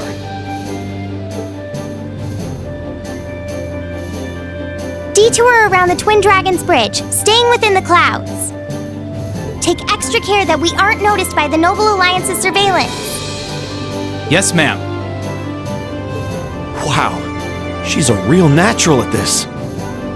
Yeah, it's hard to believe she's only been in the position for a day. Indeed. She has proved a worthy captain in Father's place. As if anyone could fit the role better than our student council president. She still looks like a mascot character, though. That's just one of her many charms. Yeah, and besides, I can feel at ease knowing she's in charge. So, today's the day we start our journey anew, right? Right. We settled what we'll be doing last night. Now all that remains is to do it.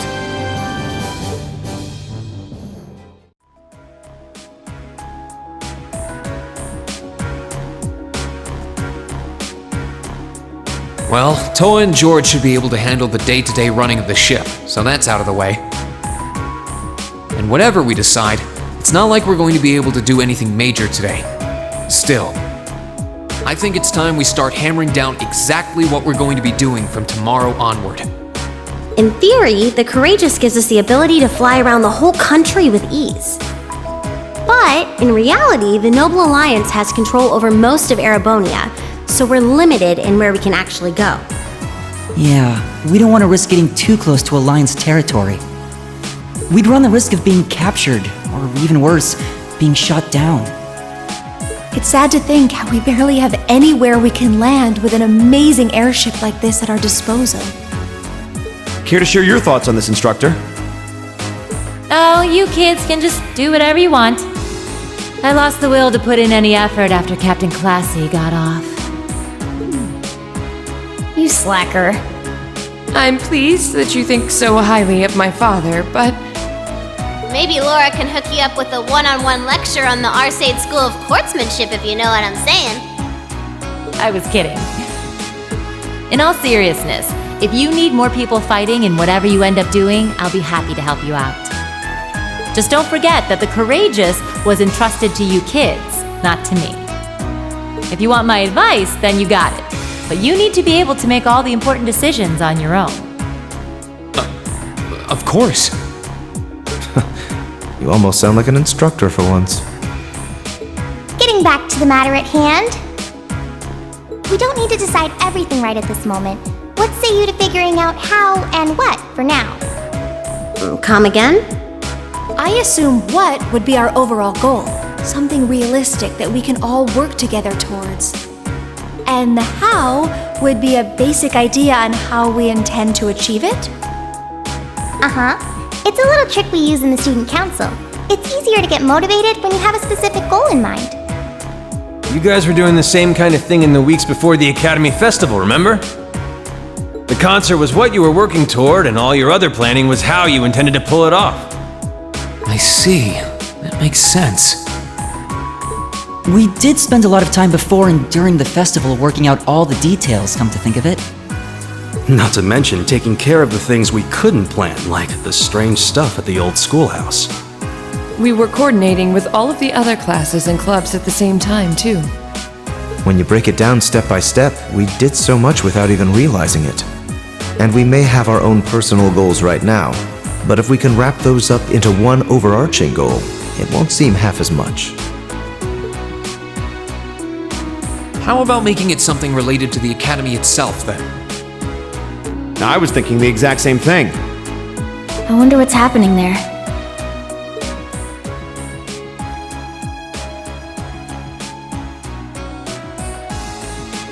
Toa, George, the Academy is currently under the Noble Alliance's control, right? That's right. The staff and students who are there are doing what they can, but... As you know, during the attack, a lot of the students managed to flee Trista and are now scattered across the country. Now, most of the upper-class students chose to stick it out, though. They've got no reason to fear the Alliance, being nobles and all. All right, then. I think our what should be taking back the Academy. That sounds good to me. The Courageous will serve as a good means of transport, but we'll need a proper base sooner or later. But with it, we can get a better look at the current state of things in Erebonia and try to reach out to those who are in need. And whatever information we learn along the way could bring us that much closer to liberating the Academy. Can't see taking it back going that smoothly, though. No doubt. It's near the capital, so its defenses are gonna be rock solid. Still, I like it. What goal is more worthy of us than reclaiming something we hold so dear? Indeed. Regardless of personal motivations, I can't think of an objective more fitting to us as a group. And if we actually manage to achieve it, the sky's the limit for us. I'm genuinely moved by your positivity. Well, their optimism is probably their strongest point. We were thinking of something along the same lines, in fact, so it works out. And hey, if we all thought about it, what's to stop the others from Thors from thinking it too? So if you happen to bump into anyone who escaped from the Academy, why not go and ask them to join us? I'm not saying it has to be your primary focus or anything, but the more people we have on our side, the better. That's a great idea! Yeah, we'll be sure to keep an eye out. We have about the bare minimum crew we need to fly at the moment, but it's not like this is their full-time job. I'm sure our current staff won't be here forever, so we're gonna need a few extra hands on board at some point. Ideally, we could have whoever's here now stick around long enough to train anyone we end up recruiting. I know our numbers are small right now, but the more people we can get on our side, the higher chance we stand of making Trista and the Academy our home again. And I don't know about you, but I get this weird sense of satisfaction knowing that we students are gonna be the ones to do it. I know the feeling, actually. Everything works for me. I'd say that's our how decided, wouldn't you? Agreed. To wrap all this up, we'll use the Courageous as our base and as a way to get a good idea of the current state of things in Eastern Erebonia. Along the way, we'll try to recruit as many fellow Thor students to help us out as we can. All for the sake of our primary goal, taking back Thor's military academy.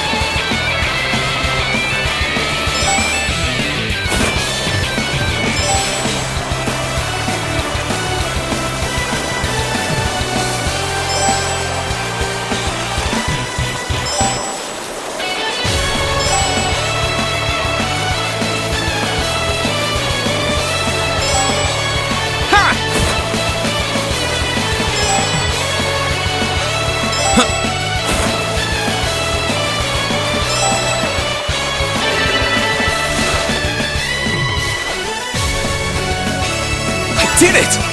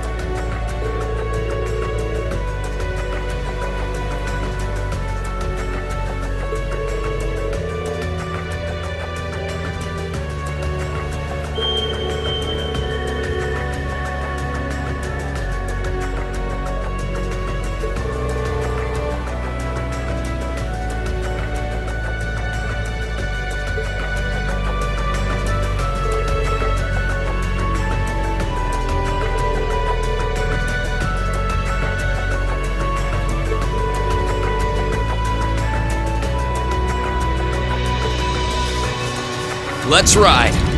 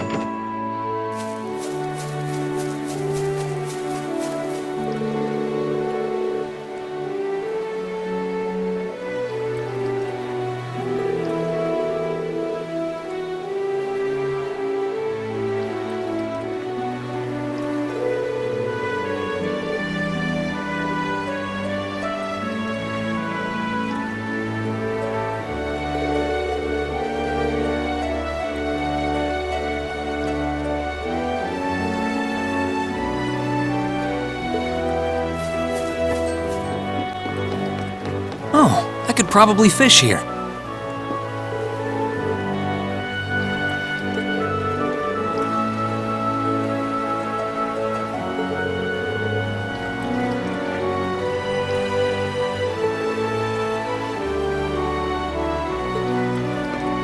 This spot looks perfect for fishing.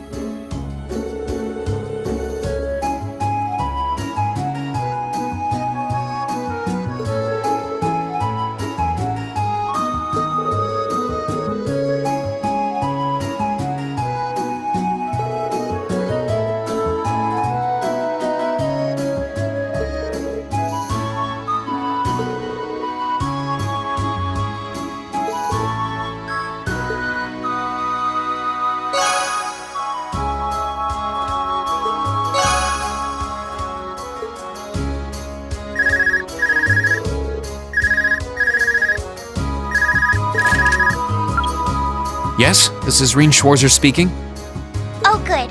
I was worried I wouldn't be able to get in contact with you. Oh, hey Toa. That explains it. The signal must be pretty good from the Courageous. Listen, I've got good news and bad news. First, the good. We've actually worked out the location of one of Class VII's relatives. Really?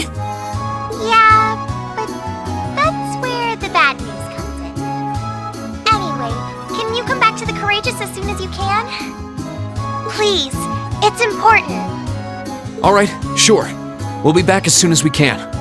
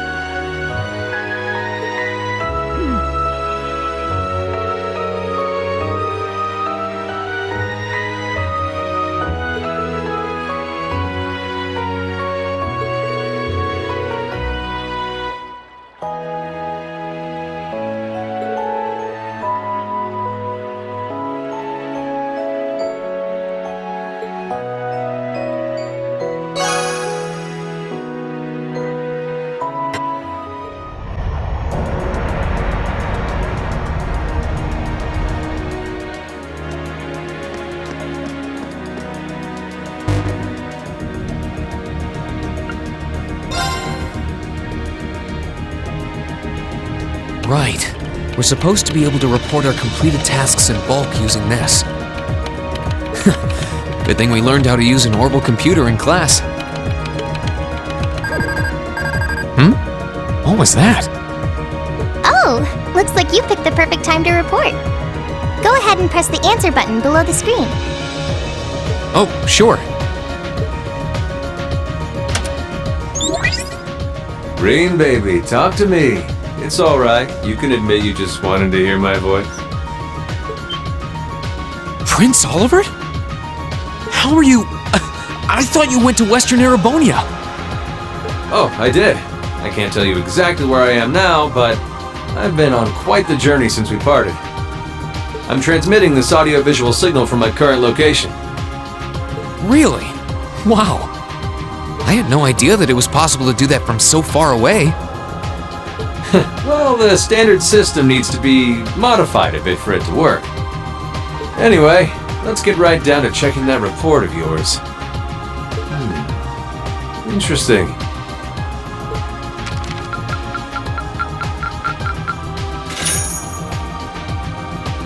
Marvelous! You've ranked up. This is just a little something from me. Well, that's very impressive. Anyway, keep sending in these reports whenever you're able. As long as you've got something to fill me in on, you can call whenever you like. Of course. Sorry for troubling you with this when you're clearly busy with matters over in the West, though.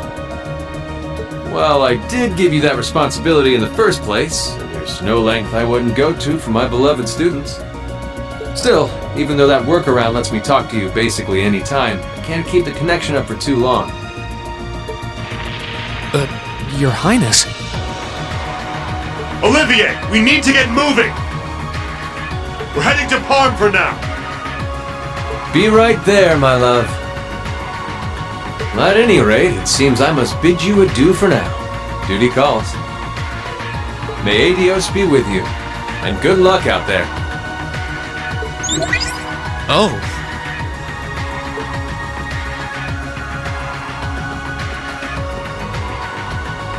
Things must be pretty difficult over there right now. Still, if he's going out of his way just to talk to you, it means he wants to, so don't feel guilty. You're the best way he can get the inside scoop on what's happening here too, so everyone wins. True enough. That's a good way of looking at it. We'll need to make sure we never let him down.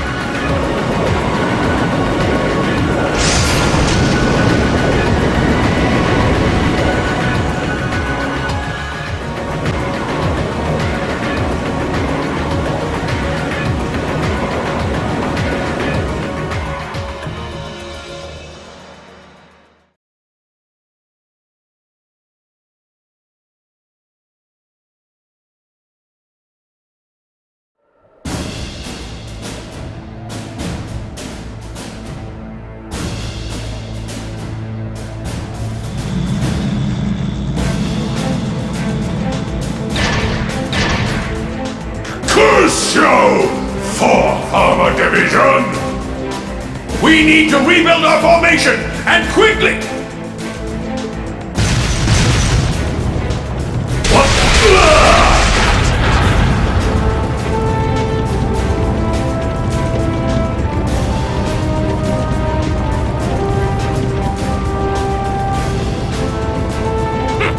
That's what you dogs get for underestimating the 4th Armored Division! We're almost there, men. The time has come for us to take Twin Dragon's Bridge! But, sir! If we try to do that... Stop right where you are!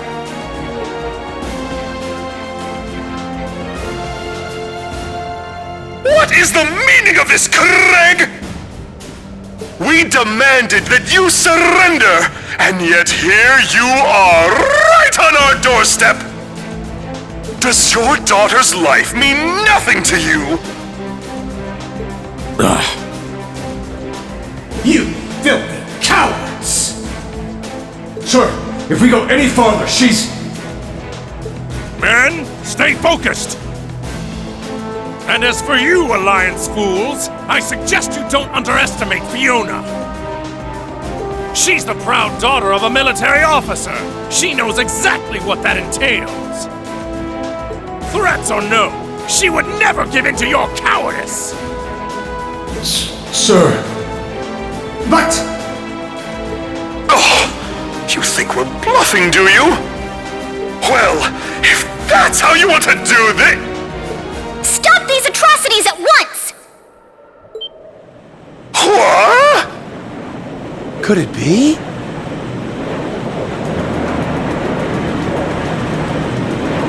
That's... It's the Crimson Wings! Soldiers of Kreutzen, you should be ashamed of yourselves! Taking the enemy's family as hostages and trying to use them as tools of war is simply unforgivable! As Princess of the Arnor family, I will not allow it!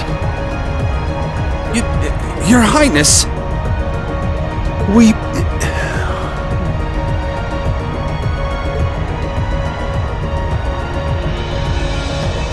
All right, let the operation begin. Here we go. Understood.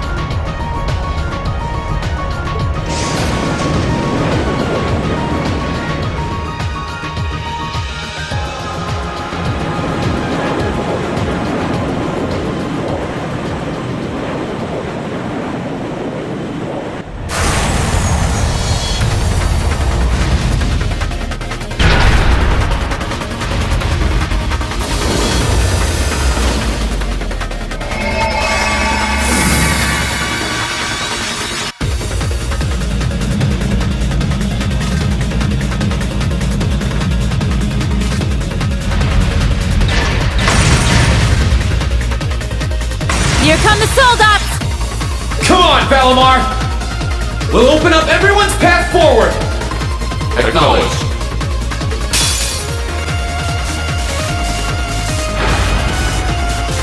All right! Nice work! Time to move in. Lead the way, Rean. Yes, instructor!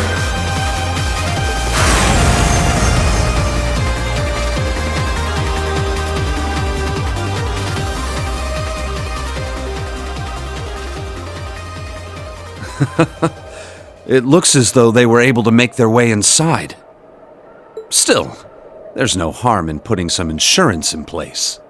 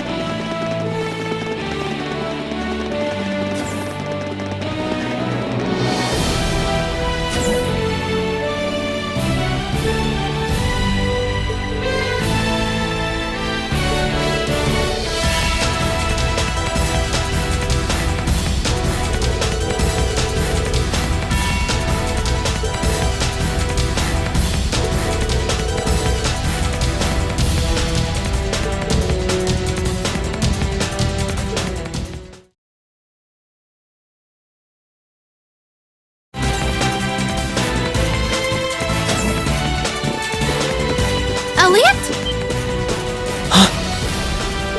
Fiona!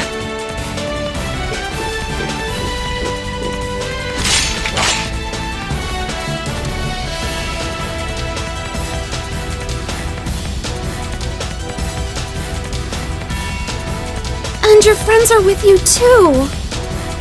It's good to see you're safe, Fiona. Hey, Fiona. Your knights in shining armor are here. I don't know how I can possibly begin to thank you. And just look at you, Elliot. You've grown so much since I last saw you. I'm so proud of you. Silence, girl! Do you have any idea of the situation you're in? And that goes for the rest of you too! Don't come any closer! That is, if you value her life. No! Fiona! You dare use a hostage as a shield? Have you no pride as a noble? Get that filthy sword of yours away from her at once! Lord Eustace, I must ask that you please stand back. I am merely acting under the orders of your father! I think you're the one who doesn't understand the situation that they're in. If you put so much as a scratch on her, you can forget your chances of getting out of here unharmed. And it looks like the Jaegers your boss hired aren't here, so you can kiss any backup plans you've got up your sleeve goodbye. You can surrender peacefully, or you can walk out of here with one less hand. Your call. You talk big now. But you're going to regret ever setting foot in the Twin Dragons Bridge!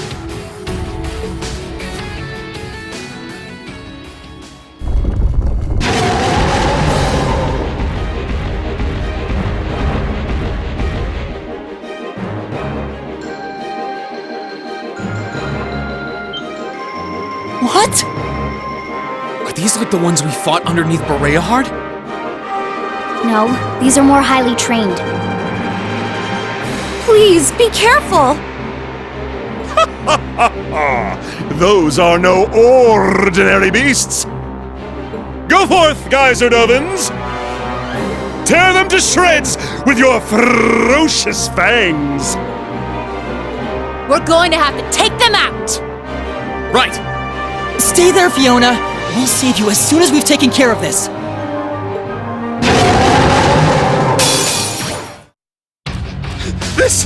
This can't be happening! There!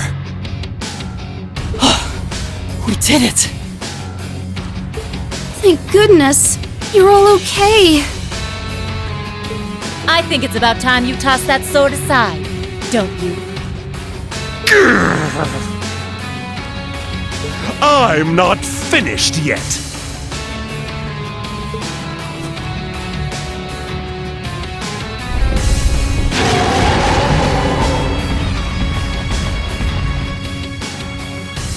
No way!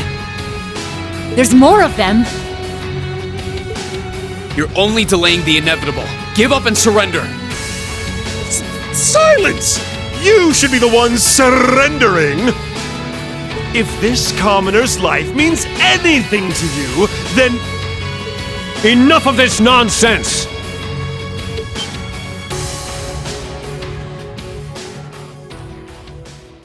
Uh-huh. That's... Whoa!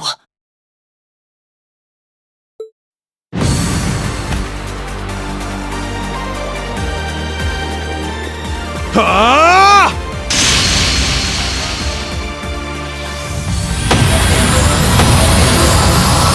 What? Yeah!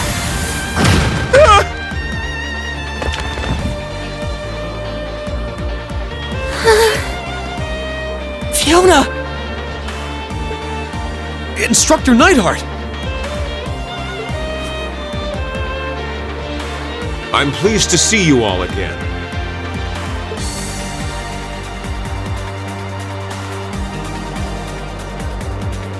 But I'm no longer your instructor. So you should address me as Major Neidhart now. You haven't changed. As serious as ever, I see. How very you, Major. Well, look who showed up to steal all the glory. Good to see you alive, Major Neidhart. Likewise. Fiona, are you okay?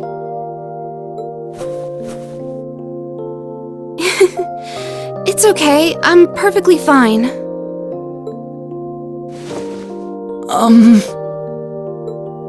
Thank you, Elliot.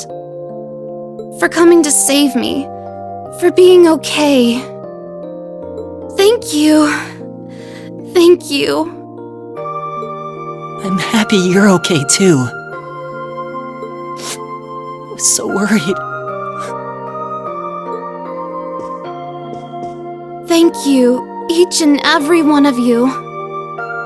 How could I ever possibly repay you? We're just glad that you're all right. Getting to hear you play the piano again is all the thanks I need. The Lieutenant General should have this fortress under control before long. You can relax, at least for now.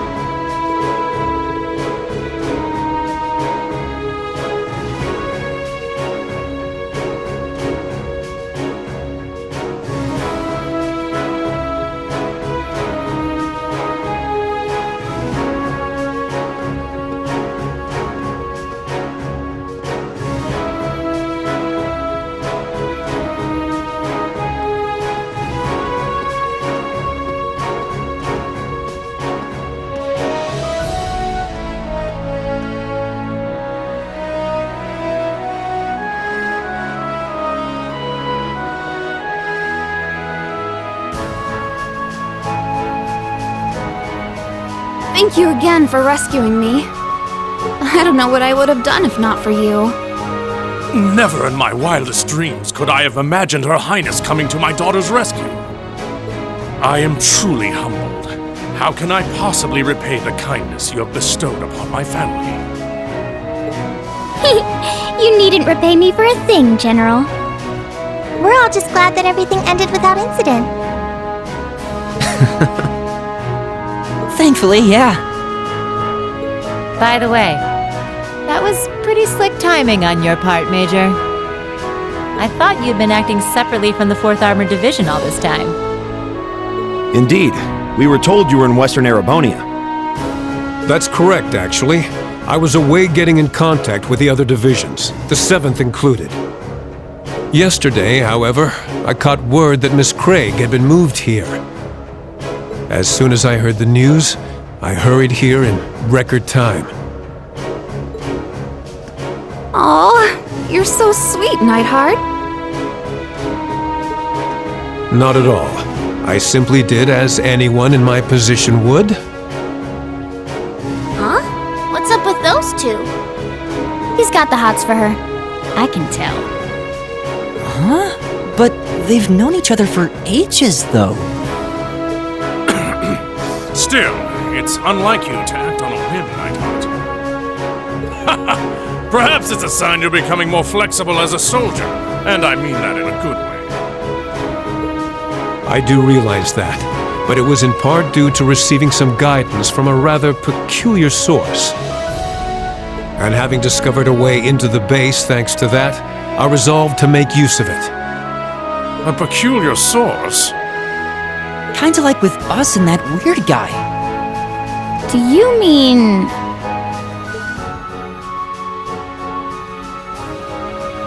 You wouldn't happen to be referring to a suspicious hooded man, would you? As it so happens, I am. Is he an acquaintance of yours? Well, acquaintance is a strong word. Suspicious is right, though. Now you've got me curious. Well, leaving him aside for the time being, the 4th Armored Division will be assuming control of the Twin Dragons Bridge from this point forward. Leave everything here to us. You need only to focus on deciding your next destination. Should you require any supplies, you may want to stop by Keldic before leaving. Thanks, Dad. We are pretty short on supplies, so that sounds like an excellent idea in my book. While you may have ended up fighting alongside the Imperial Army this time, I do feel that there is significance in you continuing to act as a third faction. I will be wishing you well. Thank you, Major. Right back at ya. Catch you later, Fiona. Bye! Be safe!